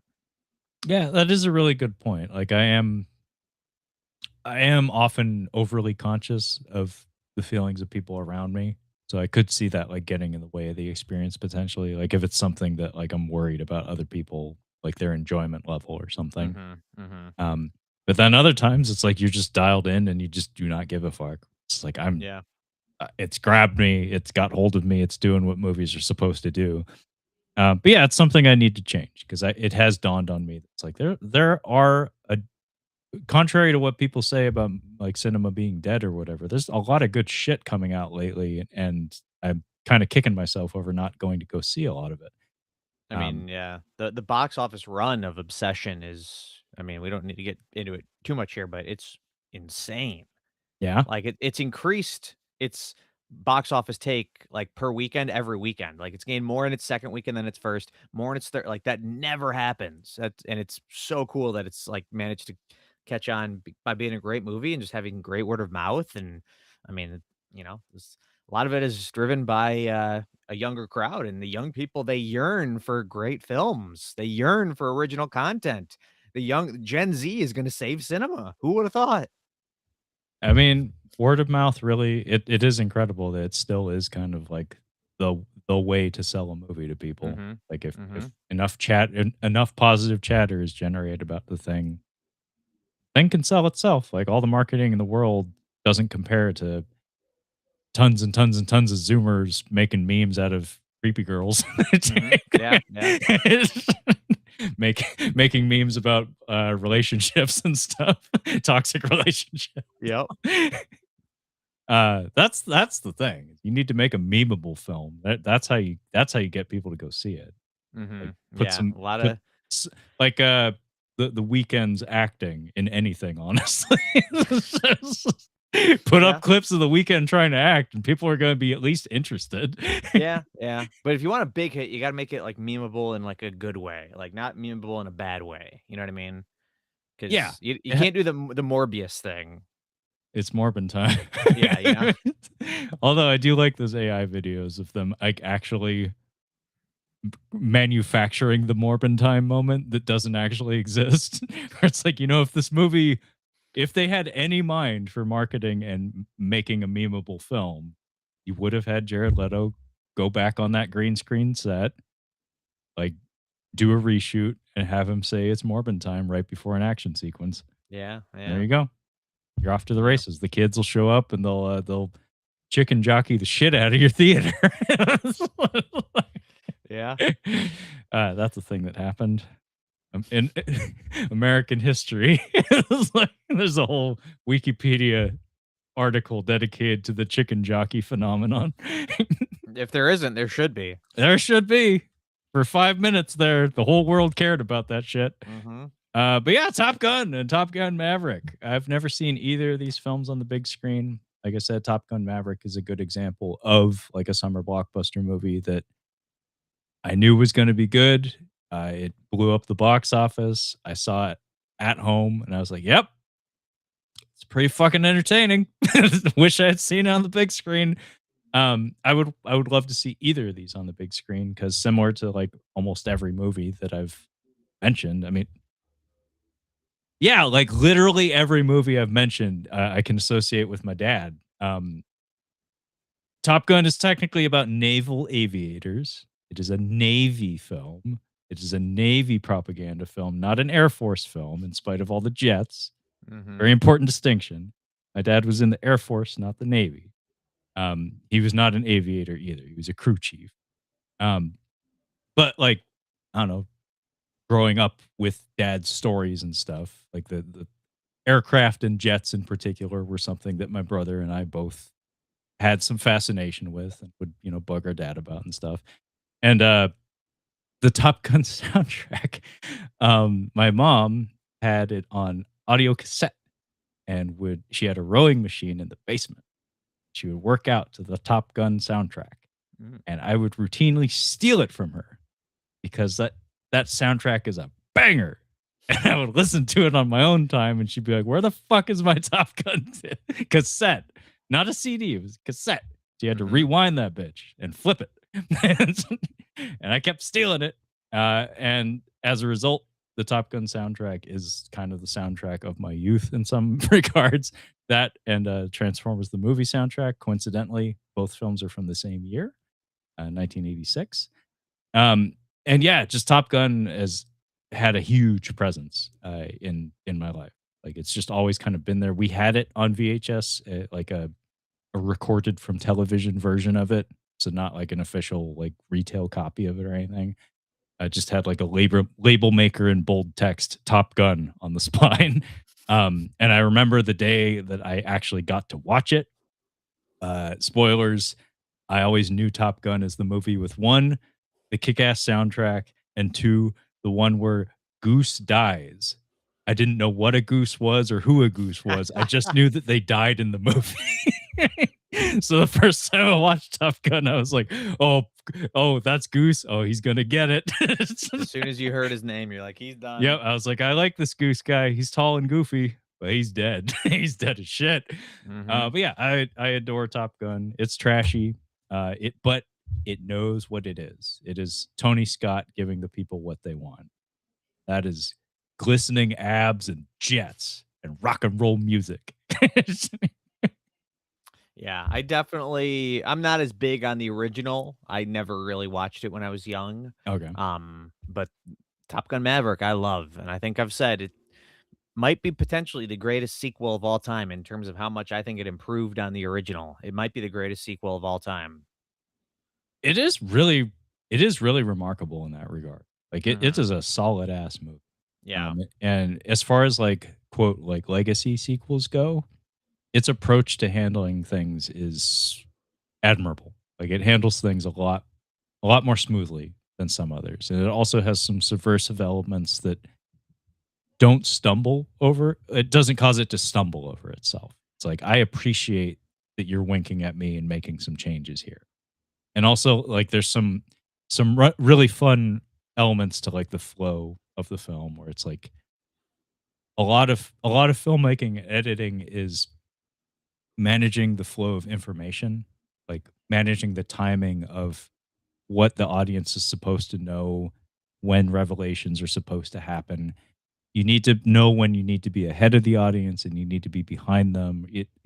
It's a very difficult thing to balance.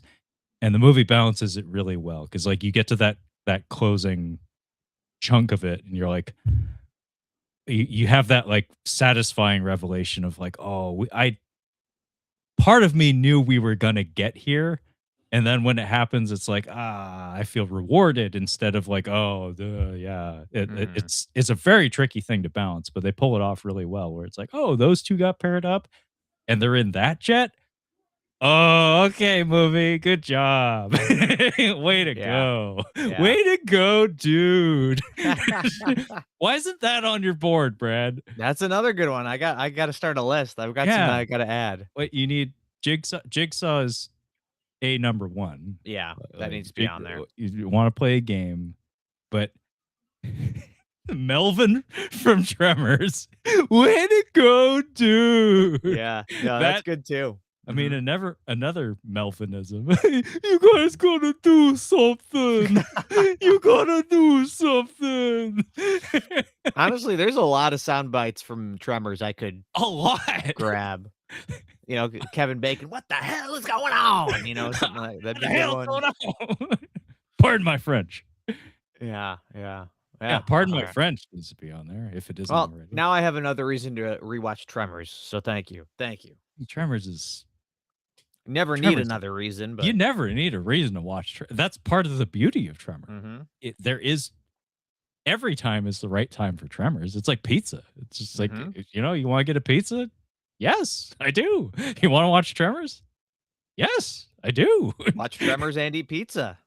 I'm- there you go. That's a great Did I night. just? Am I in heaven? Did I die? What happened? And I will say, I have Tremors on 4K. I did not buy the Tremors 2 Aftershocks 4K from Arrow, but, I was browsing the local library, and they have, Tremors 2 Aftershocks 4K, one of the probably 30 to 40 4K discs they have. Don't know why they have Tremors 2, but I'm happy about it because now, if I do watch Tremors and I wanna watch Tremors 2 in 4K, I can just rent it from the library. Wow. Yeah, Tremors 2 is not bad. I Like like it. it was I like it. It was planned it was planned to be a theatrical film as far as I know, and I remember being dissatisfied with the body count. Like that was all like even Yes, as a that is the kid, big thing. when I was a kid and to this day, that is like my one major issue with it is like these graboids ain't grabbing. Like even the one guy, it's like he gets his leg chewed up, but that's it, kinda. Like, there's some early stuff, and then there's that dude who's hanging out the windowsill, gets his leg chewed up, and it's like, Mhm. "Oh, that's it? Okay." Like, we need a body count. It's a monster movie, we need a body count. I am completely out of ammo. At Yeah. at the conclusion of a rant or something, that's something you could put on your board. There's a lot okay, now we need to do a full series, watch through. Get all the sound bites from Tremors. All in one go. We There's need to gotta be take care something of from the this. snow one, there's gotta be some good drops from the snow one, and I, I love Fred. Oh, wow, that was a very Dennis Nedry-esque noise that came out of me just now. Was it the can or was it the very fat man? I don't know. But it was a squeal of some sort. um, I love, Fred, that both you and I refer to refer to that one as the one in the snow. That's a Trevorism that I stole. That's all you, dude. Because I That's can never remember the fucking name. yeah. So I just call it the one in the snow. Ah, Yeah. I still haven't seen that one, by the way. No, I haven't either. I think there's two that I haven't seen. I think it's Screamer Island, which I presume takes place on an island. I believe it's Shrieker Island. Shrieker Island, whatever. excuse me. I'm sorry. I apologize. That's a little embarrassing. Yeah, that's I mean, that's a embarrassing. little embarrassing. I mean, come on. This We're guy just talking calls about how himself. much you love number 2. I mean, come on now. I mean, next thing you know, he'll be calling them butt blasters or something. It's like Yeah, yeah. ass blasters, don't you mean? The only thing that would be more embarrassing is if you called them like globoids or something. Like, if you got the creature from the first one wrong, that would be even more embarrassing. You would you'd have to call a timeout live on the podcast, but Trevor, I'm sorry, but globloids, like I would maybe tell you to go to the hospital if you got that wrong. Like, I would It's say like- you need to go check your brain. Something's wrong, dude. to quote my good friend and sometimes co-host Kyle, do you smell toast?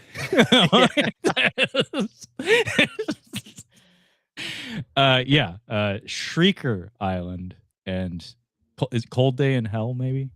Yes, yeah, those are the 2 I haven't seen as well. So the one on the island and the one in the snow. Those are the Tremors I have not seen. Anyway, that was my last pick. So you want to head into the speed round, buddy? Yeah, we can do that. All right. You want to go or should I? I guess I can go first here. Let me just scoop them up. All right. So, folks, if you're not aware of what's about to happen here, speed round is how we like to close out the show. Basically, any titles that we set aside for today's discussion that we didn't get around to, we're just kind of going to blow through. Not super quickly, but like the running gag is that it's called speed round and it often takes like 20 minutes or something. But point is, instead of like a full on back and forth conversation, it's more just like, hey, here's what I got. We're going to run through them. If the other person has anything to say, we can pause for a second. But beyond that, we're just going to through it. Yeah. And I will say that most of these actually are ones that I have seen already on the big screen. So I'm going to start with the ones that I have not seen on the big screen. Okay. And I don't know specifically why I chose these. I've got Children of Men. Oh, which I mean, on a technical level, that would be neat. Yeah, and it's a very like it's an experience, like it's a ride. You know what I mean? Yeah. So I think that would be great. That would be a quiet screening. Yeah, Just people kind of like sitting back and taking it in. Yeah, you'd have to be like that'd be with cinephiles. You know what I mean? I mean, it's Children of Men in the theaters in 2026, Brad. Who do you think's going to show up for that? That's true. That is true. The Zoomers, Clive Owen fans. I don't know. Clive Owen fan. You know, it's funny actually. I keep seeing Clive Owen on a BMW ad that plays on like Hulu or something. That they have an old commercial featuring him from like 20 years ago. That they insert a clip of Clive Owen from 20 years ago in this ad. That it's like the history of BMW ads. Yeah. So it's like, was that Clive Owen? I wonder what he's up to. And every time they feature him in it, he just goes cha-ching and just yeah, he's getting royalty checks. This one, I've got The Silence of the Lambs. Fuck yeah. Not that it screams big screen necessarily, but just like one of the most watchable and rewatchable movies of all time. One of my favorites. Like I would love to see it on the big screen just for that alone. Just for love of it, really. Yeah, that's basically it. And these ones I have seen all on the big screen. I've got Prometheus, which I did see when it was originally in theaters, and I've always loved Prometheus, but I do feel like my love for it has grown as I've had to defend it. So I think against me. Sometimes against you, yeah. But like, you know, I think even you have to admit, like, just from a visual like experience level, like I think Prometheus is just a phenomenal looking movie, and the score and the sound, all of that worked for me so well that I would love to experience it on the big screen again. And just just that score, just yeah, I can actually hear the melody in my head as you're talking about it.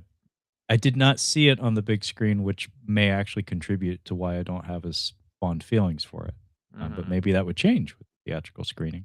Yeah, I walked out of that first screening of Prometheus, and, I mean, I didn't know how big of, how much it would contribute to the lore of me and movies of my life Brad's that contrarian tendencies. that I would record podcasts about it years after the fact and da da da. I had no idea at the time. I was just like, "That was a great movie. I love that. That was great."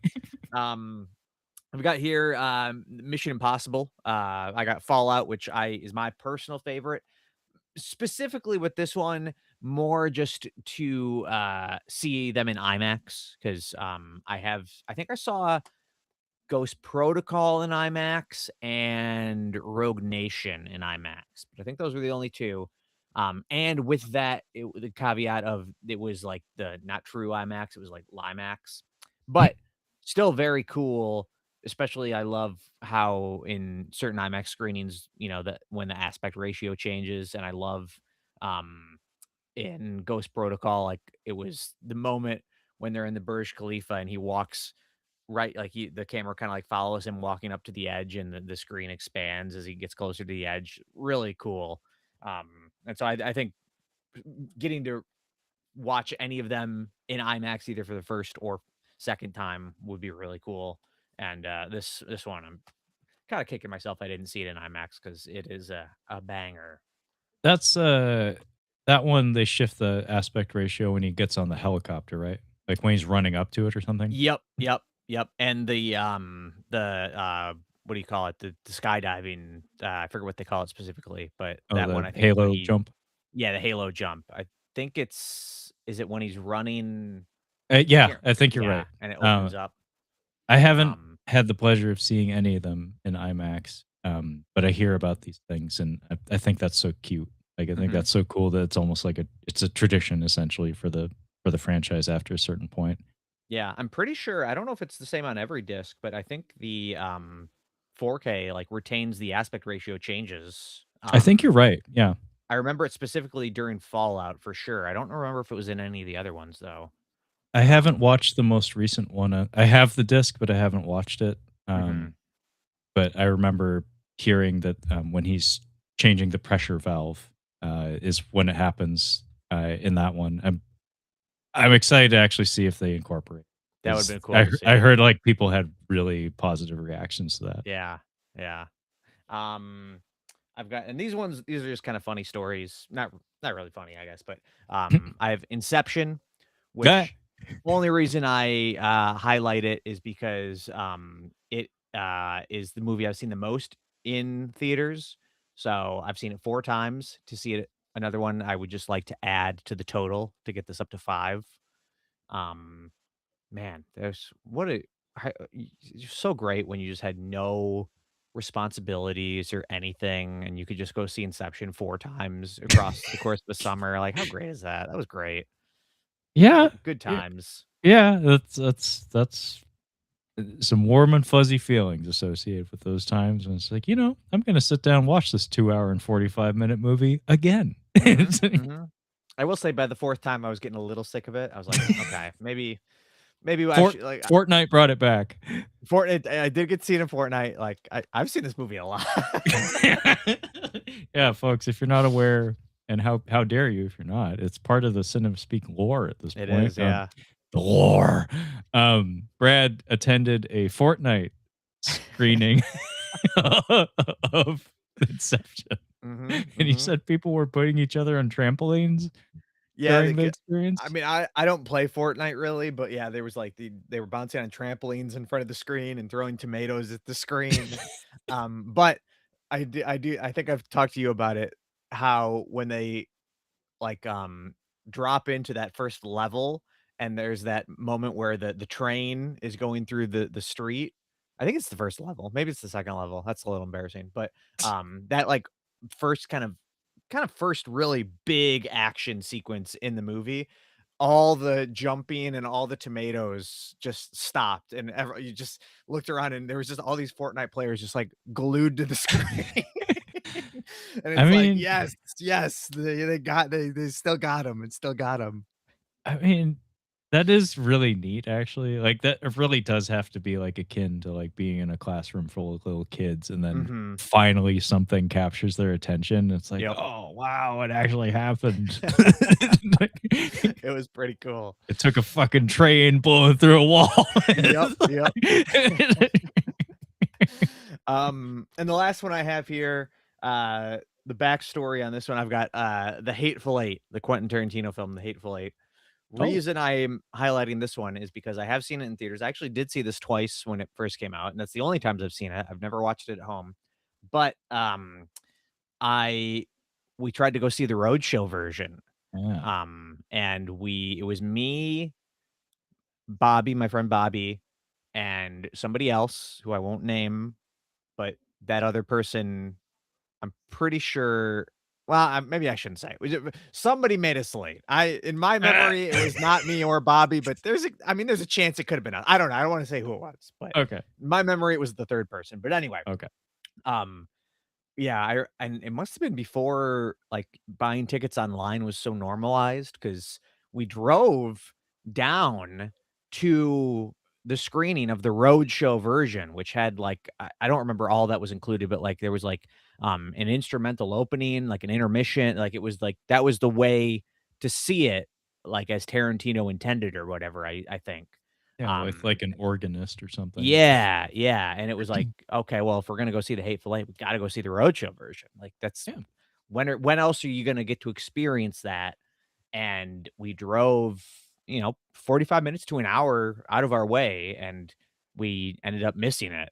And, we still saw the movie that night, we just went to an ordinary screening, um, but, it does still haunt me that I never got to see the roadshow version. It keeps me up at night, it's one of the biggest regrets in my life.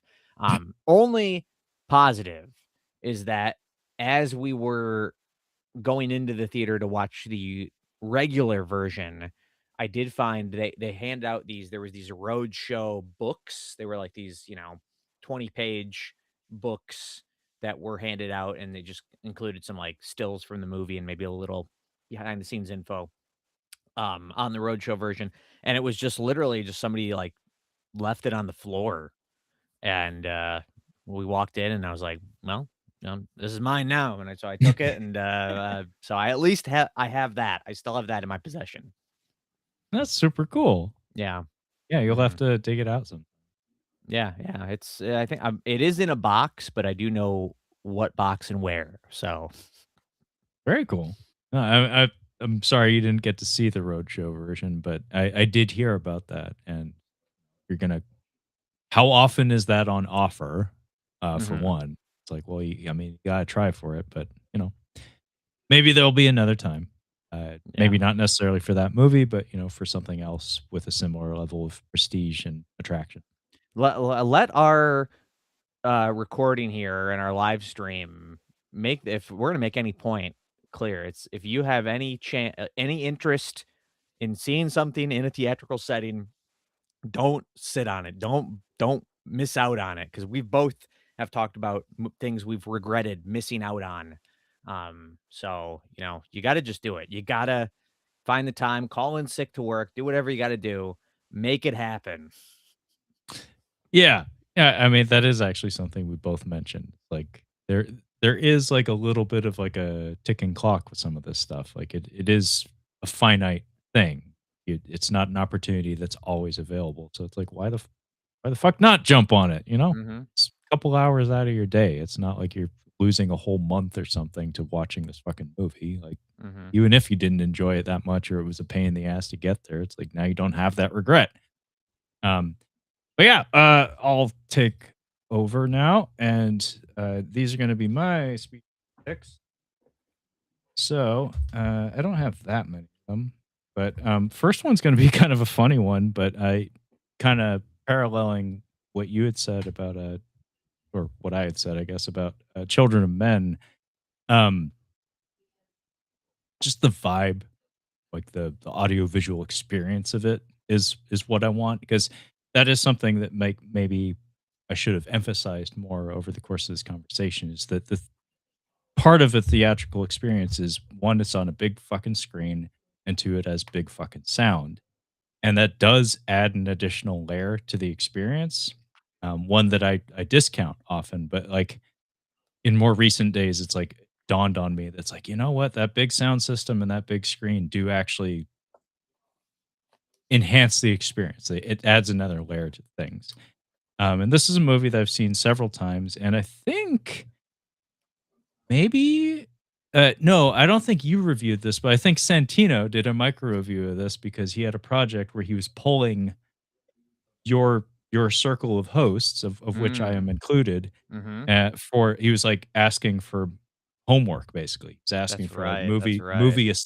movie assignments for him to watch. These days, his current assignment Santino is big on tasks. He is the taskmaster. You are the Yeah. game master, he is the Yeah, taskmaster. that is true, that is true. And he would appreciate that because Taskmaster is a Marvel Comics Mhm, character who I'm mhm. sure he likes. Cool ass costume. They fucked him up pretty bad in the MCU. Anyway, this is a movie that I believe Santino reviewed on the Cinema Speak podcast in a micro review. This is The City of Violence. Mm. This is from Korean director Ryu Sung-won, whose most recent movies I haven't been able to get a hold of because I think they're only available on DVD in Korea, which I can get, but I don't have an all region player anymore, so I wouldn't be able to do that. But as soon as they become available on Blu-ray, I would love to own those because I kind of love everything this guy does. He just his style works for me, and also his enthusiasm for action and movement and energy is just amazing. And I adore this movie. This movie got to me at exactly the right moment in my life. Um, where I read a little bit about it. I basically blind bought it from an import store, from a store based in Hong Kong. I ordered it, the actual Korean DVD of it. I still have it on my shelf way back there in the corner. It's kind of hard to get to, but um, this movie, just the style of it is incredible, and the visual presentation of it. There's so many like little editing flourishes, and so like it's such a mishmash of styles and ideas that shouldn't work, but it really fucking does. And I grabbed this when I was in college, and I showed it to my roommate, who I just confirmed the other day is going to be showing up for my wedding. I haven't seen him since college, so that's like 20 years or some shit. So I'll be exciting to have that reunion. But he and I both were like sitting on the couch watching this, and we're just like, this is the coolest movie I've ever seen. And he was like, yeah, I think it is. So this movie kind of like colored my sensibilities and interest in film in my late teens and my early 20s. This really important film to me that I don't talk about as often as I should, such that I think it would really play well on big screen. Um, Similarly, on that same topic, I guess, because same time frame, 2004 to 2007, I believe, maybe 2005 to 2007. SPL and Flashpoint. Both of these are on Blu-ray here. These are Hong Kong Blu-rays. These are Wilson Yip directed films, featuring Donnie Yen in the leading role. These kind of reinvigorated my interest in martial arts cinema. The Hong Kong film industry was suffering greatly post like late 90s, like post handover. And there was a bit of a dearth of talent and very much a dearth of like interesting action films coming out of that region. Mhm. And then the story goes Ong Bak came out in Thailand and lit a fire under their ass because like China and Hong Kong kind of dominated the martial arts subgenre of film for so very long, and then Tony Jaa and a couple of small filmmakers from Thailand make this movie Ong Bak, and they're like, "Holy shit! There's a new kid in town, and he's doing some cool ass shit." It's like, well, we better step up our game, and these films were kind of the response. SPL followed by Flashpoint. Um, Kind of ingested both of them around the same time as City of Violence. Have never seen them on the big screen, only on DVD and Blu-ray. Um, but Do any of those ever, like, in your area get screened? Like, is there any chance that you could ever see those, do you think? Or because Around me, I don't think there's any chance that those would ever come around. Unless there was like a martial arts film festival, no. We do get, contemporary Chinese and Indian films Mhm. screened in the Seattle area, pretty regularly, actually. Um, but these are from, like, the late 2000s, and I've I very seldom see, like, older foreign films get replayed anywhere. Right. Um, You gotta but be the man to contemporary do it stuff, then. You're the one to do it. I mean, kinda, it's like that's the kind of thing is that there are a lot of these things that sound so beautiful, but it's like, it might really be that sort of thing where if you don't do it, there is no one else who's gonna. So, Mhm. I have considered it. I don't have the means, like, I don't have a projector or anything like that, but that's a really lame excuse. Um, on the subject of Donnie Yen, I've seen exactly one of these in theaters, and that's why I would care to see the other ones in theaters. This is the Ip Man box set, all 4 Ip Man films on, 4K. I've only seen the 4th one, arguably the worst one, in theaters, and my fiancée came with me. She watched I don't think we watched all the Ip Man films. I think she just watched the 4th one with me, but, That was your um first date, I believe you said, right? That was your first no, date? no, no, that's not true. Our first date was at a cafe. Um, and the story she likes to tell is that, uh, she surprised me, and I looked her up and down, and she said, like, my eyes bugged out, and the way she interpreted it was like, I was saying to myself, "Whoa, she's tall." Um, she's got, like, almost 6 inches on me. But, I deny that. My eyes bugged out because I thought she was hot. Yeah. I knew she was tall. Like, I read her dating You profile. were like a cartoon character. You were like, Yeah, auga. yeah. Oi, oi, oi, swing. It's like no, I knew what I was getting into. I was just like, "This'll work." Mhm, But mhm. yeah, at a cafe, and then, second date was Godzilla King of the Monsters. Ooh, okay, alright. So, I threw her into the deep end right off the bat, where I was like, "If this is gonna work, you're gonna watch some Godzilla, and you're gonna like it." Mhm, And she mhm. liked it. She was okay with it. So, it worked out. Ah, that's awesome. Yeah, but Godzilla King of the Monsters, that was our first date movie. Um, Not half bad. Yeah, Ip Man, she came to see the 4th one with me, and I really sold it because I was like, "Scott Adkins is in it. Come on, you gotta come." And she was like, "Okay, I'll go." And, this this is actually part of why I put that little bit of emphasis on the big screen and the big sound. It's because Ip Man 4 is probably the weakest of that franchise, but fuck, with the big screen and the big sound, like, the finale of that movie, just like I felt it like grab me by the heart. Like it just like grabs you in that way that it's like you have like a visceral physical response to the drama. And I've experienced that before, like watching The Raid 2 in the theater. I got to see that in the theater. Oh, that's a good I should have grabbed that. That's a good pick. That's a good one. Yeah, I should have I have seen that in the theater with my brother and his wife. Um And I I dragged both of their asses out to see that, and I'm really glad I did because fuck, that was worth it. That was Mhm. like I remember walking out of the theater and I was, like, worried, like, I felt, like, shell-shocked. I was like, "I don't know if I'm gonna be impressed by much, like, for the rest of my life." Like, that that finale, that kitchen fight, the damn near 10-minute battle in the kitchen, I was like, Mhm. "I don't know, man. Like, where do we go?" And in the theater, again, with the big screen and the big sound, I was just riveted. Like, it just grabbed hold of me, and I was just like, "Whoa!" I'm like locked in, and this movie is kicking my ass. But I'm feeling every hit, and I'm seeing everything with such clarity. Mm. Um, it really made a difference, is what I'm saying. And That's one I'm jealous of you that you got to see that on a big screen and I didn't. That's oof. yeah, yeah, yeah. That is one that I'm glad I remembered that because yeah, that is a thing that I did get to experience, and that's why I mentioned Ip Man 4 is that movie's not even that great, but on the big screen, it heightened things so much, and those other 3 Ip Man movies are better movies. Mhm. So I was like, "Fuck," it'd be kinda neat to, like, do a Connery Bond thing and just, like, have an Ip Man marathon or something.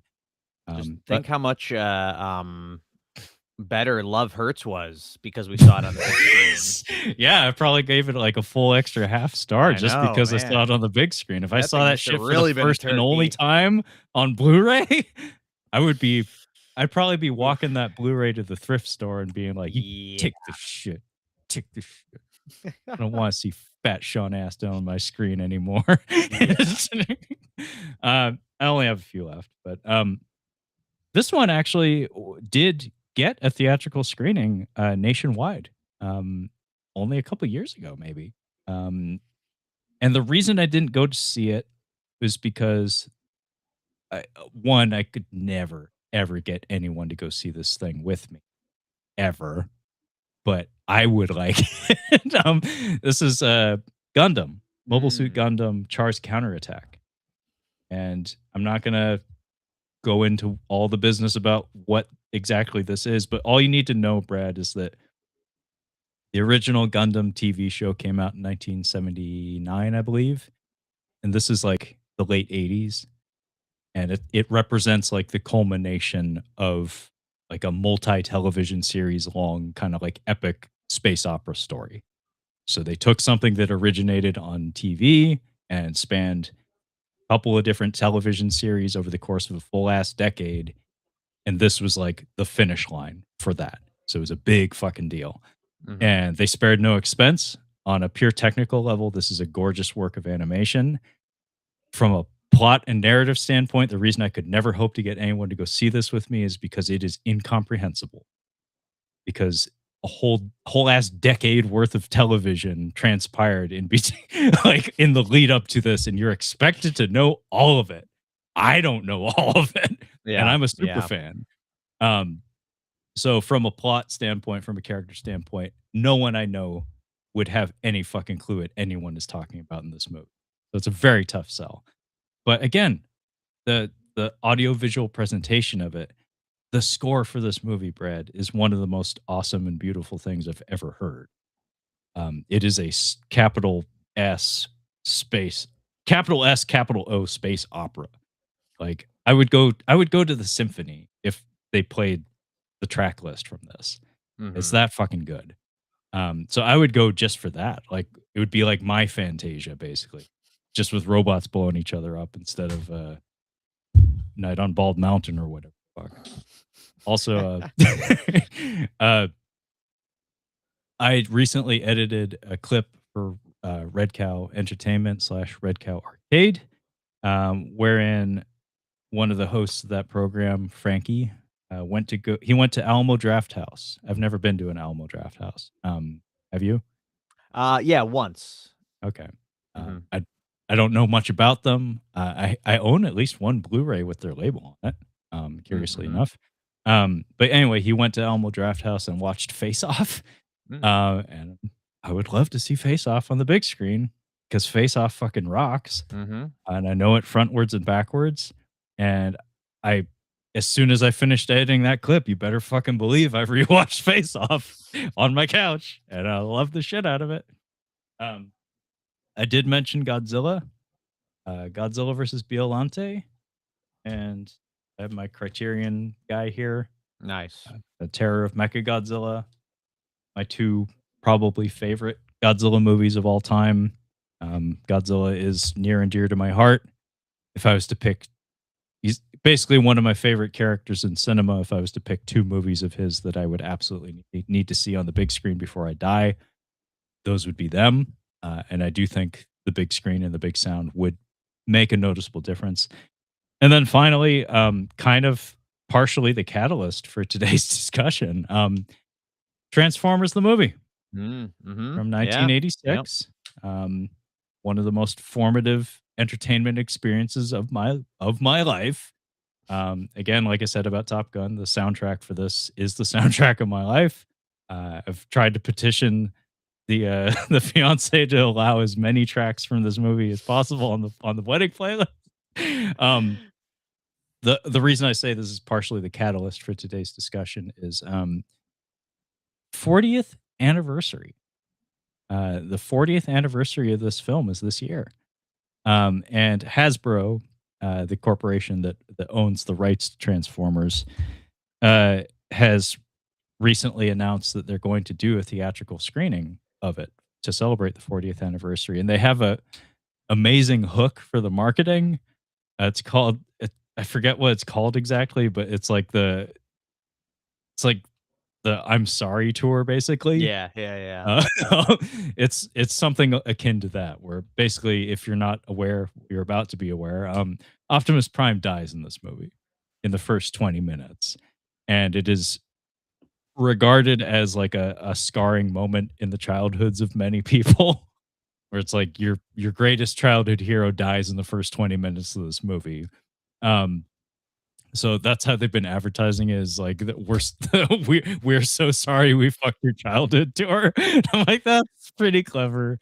And also they recruited Stan Bush to re-record, I think, some of the songs for the movie. I don't know if they're going to be featured in the soundtrack of the screening. I kind of hope they're not.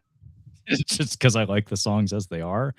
But if you go on YouTube right now, you can find those re-recordings like on the Hasbro account. So they're actually putting a bit of like promotional dollars behind it. And I thought about it, and it's like, you know what? That is like the movie for me. Like as much as I've talked about Godzilla and James Bond and Indiana Jones and stuff, like Optimus Prime really was probably my first hero. And I have seen that movie maybe more than any other, but I've never seen it on the big screen. And in fact, it came out before I was born, so I have a legitimate excuse. So, maybe I'll go do that this year. I mean, Trevor, listen, if they do, which they say they're doing, the tour or whatever, and Yeah, it's it's screening happening. near you, like if you don't go see it, I'm going to be very disappointed in you. Well, I can't have that. Exactly, exactly. I mean, I don't know when do you have any dates or anything? Do you know when? I put my email in on their mailing list, Okay. but 'Cause no, they haven't announced any dates yet. I'll give you wiggle room. Obviously, you got a big year ahead of you where there's a lot of stuff going on in your personal life.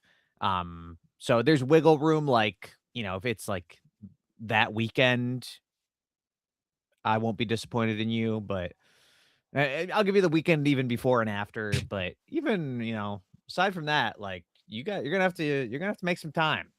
That's gonna really fuck me over if that happens. Like on my wedding day, I'm gonna be bitter that I'm not watching Optimus Prime die for the 1200th time. Yeah, yeah. It could happen. I mean, I already got an annual tradition yanked out from under me. My fiance and I go to the Portland Retro Game Expo every year. We got engaged on a trip there, not at the convention, on the trip. Not that big of a nerd.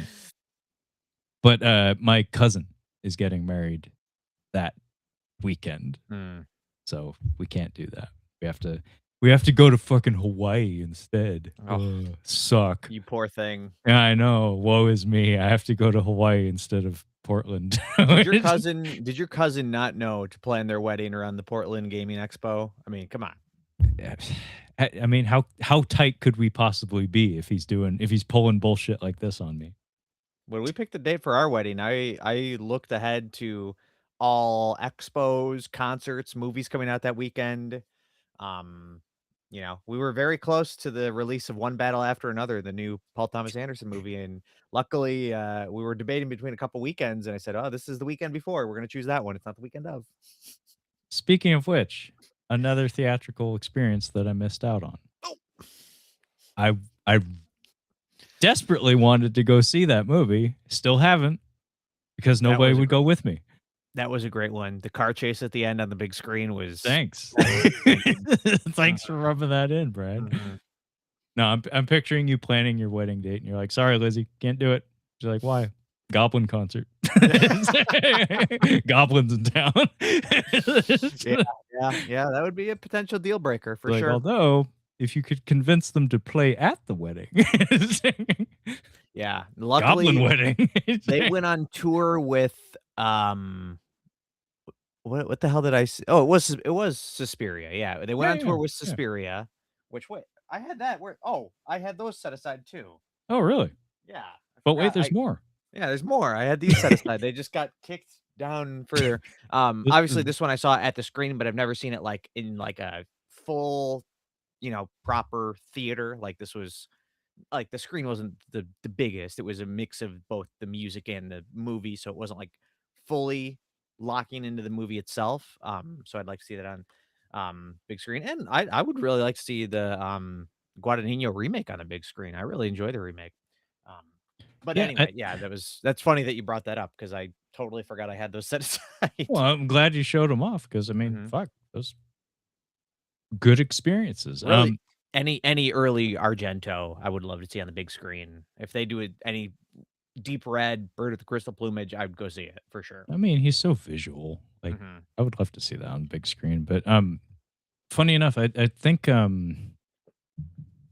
Benaroya Hall here in downtown Seattle area, I think they were advertising Raiders of the Lost Ark with a live orchestra playing the Mhm. score, which there's some novelty. I've never actually experienced that myself, like had like, live musical accompaniment with a film.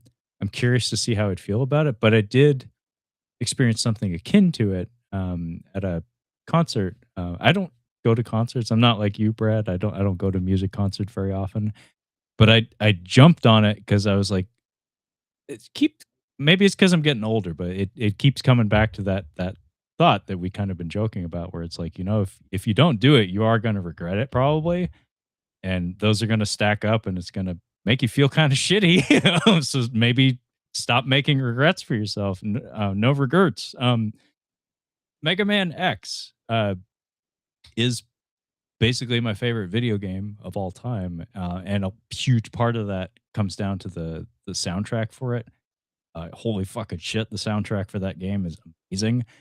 I didn't know the band, like, I'd never even heard of them, but a band called Bit Brigade, came through town. In fact, they're, like, doing a national tour. They're gonna be out your way, at some point. I sent a link to Santino, actually, because I don't know your guys' taste in music. I think it differs quite a lot. I don't think you would like it very much, Brad. You don't strike me as, like, a power metal kinda guy. Yeah, Uh, yeah. yeah. But, anyway, it's that kind of music, but, yeah, they did a thing where they had a member of the band do a speed run of the game. So, like, the game itself was being projected on a big screen, while the band played the score for the game live, and it was incredible. Like, That 1, does they sound were cool. they were really talented. It was exactly like my taste in music. Um And 2, knowing the set list made a huge difference, where it's like every track, it's like, I know this and I love this, Mhm. and every time it's like I'm kinda in sync with the band, where it's like wherever they're going, whatever embellishments they're making, I'm aware of, and in most cases, I was appreciating. And on top of that, they added, like, an additional layer to the experience for me, like, for someone with exactly my relationship to this property. Like, stuff that, like, I went with my brother and Kyle and my friend Orion, and my fiancé went too, and my brother's wife went to, like, I got a gang together. This is not something I do very often, but they all decided to come with me. I was like, "Fuck, Nice. this is kinda fucking cool," but, um, none of them would have appreciated this, only I would, but they were doing a thing where a lot of the music loops in the game, because it's a Super Nintendo game, it's from the early '90s, a lot of the tracks are only a minute long, and then they loop. And a lot of the levels in the game are longer than a minute to get through. But there's like interludes where like there'll be like the equivalent of like a loading screen when you're moving from room to room in the game.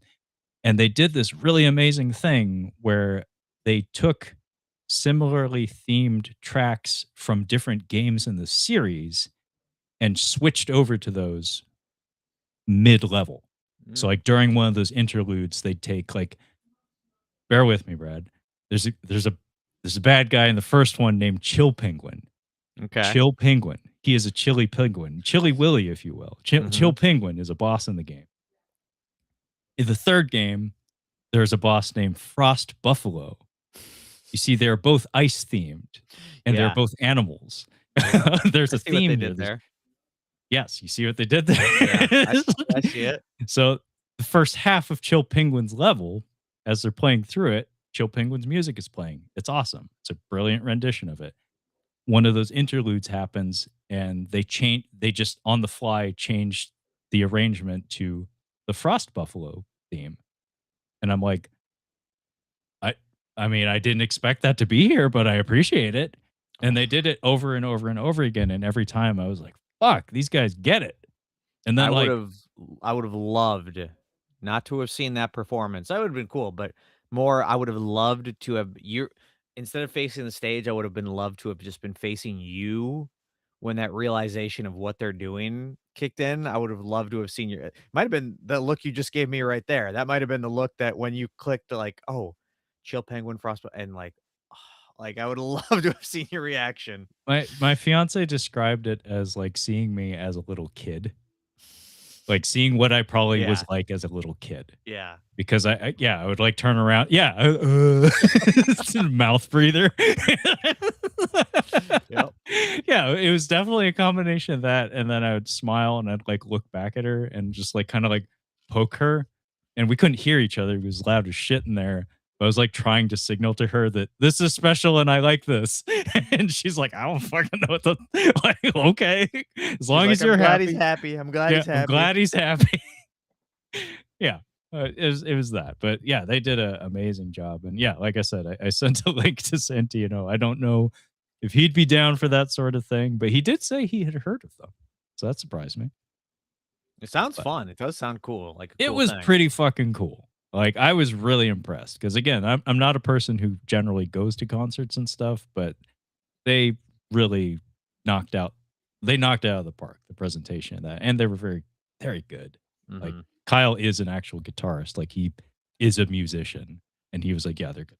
I was like, "Okay." I just figured I'd ask. He's like, "Yeah, they're good." Yeah, just to make sure. I mean, I don't know. I know what my ear and my heart likes. Like, I Mhm. know what gets my toe tapping and my head banging, but, like, Kyle actually knows music. Like, he actually knows he has some insight into, like, the actual technical aspects of things. Like, is that guitar work interesting and good? Like, I don't know, it sounds good. And, like, for him, he's like, "It's boring as shit." And Yeah. it's like, I could do that. Anyway, that's my story. I figured I should publish that somewhere. Yeah. No, Um, I'm glad you shared that. I mean, it just goes to show with the whole theme of it, like, don't sleep on these screenings, don't sleep on seeing something you might regret later on the big screen. Make the time for it. That's not even getting into the idea of with concerts, like, you know, Paul McCartney is coming to your town. Those tickets are gonna cost a lot, but he ain't gonna be around that much longer. This might you will not regret seeing Paul McCartney in concert and being able to say you did, or it's et cetera, et cetera. I'm still like not to get another rant, but the Rolling Stones. It's like, yeah, they're ancient, but man, and their tickets are just absurd. But it's like, if I don't get to see them once in my life, I that will be something I regret for the rest of my life. I mean, people who do frequent concerts and stuff often cite them as like a wonder of the world. That's like Mhm.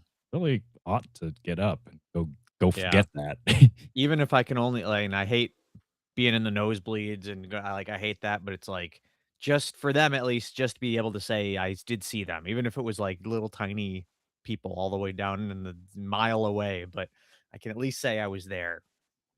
Well, and also like not to start another rant, but more to draw a close to one you already started is that like a theatrical screening is one thing, but a live performance takes a lot of that like you better go do it because you might regret it and Mhm. dials it up to the nth degree because a live performance is a singular thing. That that night is that night only. Like you could see them a week later and it would be a different thing. Like there's Yeah. an organic quality to it that it makes it all the more precious. So it's like if I didn't go out to see that band live, that particular rendition of all of those pieces of music would have had some different variation to it. Uh, Maybe I never would have even heard that band. Like I said, I'd never even heard them before. Never even heard of them. And also there's like all sorts of like organic developments and stuff kind of similar to like a stage play or something where it's like things unaccounted for. Like, Mhm. I actually was nudging my friend Orion because the guy doing the speed run of the game, because that's another thing that's fascinating about the presentation is that the music being played is being played to accompany a thing that is being done live. Mhm. And if the thing doesn't go right, they are obliged to continue playing. So the level doesn't end until the guy finishes the level. So if he Mhm. beefs it, we're stuck playing Chill Penguin for 20 minutes. Yep, loop it again. Yeah, we're looping Chill Penguin for the next 20 minutes. Nothing but Chill Penguin. Um, and I remember nudging my friend Orion because the guy was having trouble with a boss in the game. And like so much of his execution was so flawless because I know this game inside and out. Like I can tell when somebody's playing according to plan and when someone is not. And I could tell this guy's sweating. like this is not going well. And Oh, he got man. this close to beefing it like That late in the that game is too. scary. That's I can't even imagine the pressure of that. I mean, it's he is part of the band essentially. In fact, they said they incorporated some sort of gimmick into his controller where he could make like audio contributions to the music in some Mm, capacity, like okay. tones from the game or something, which is very interesting. I didn't know the technical details of it, but like he is part of the band in the sense that like if like the drummer loses the tempo or like the bassist loses track of things, everybody in the band's like, "Hey, you just fucked up." Like, "Hey, like quit it." Yeah. And Mhm. so it's like if Mhm. he's playing the game and he's stuck on chopping or some shit, everybody's like, "Figure it out." And one Yeah, guy, the that's the cool. drummer lost a drumstick at one point. That was pretty funny. Like Mhm. he had a spare, but Yeah. it like went ping and it went flying across the stage. I was like, ah, that was unintentional, very Mhm. clearly. So yeah, Yeah. shit like that's fun.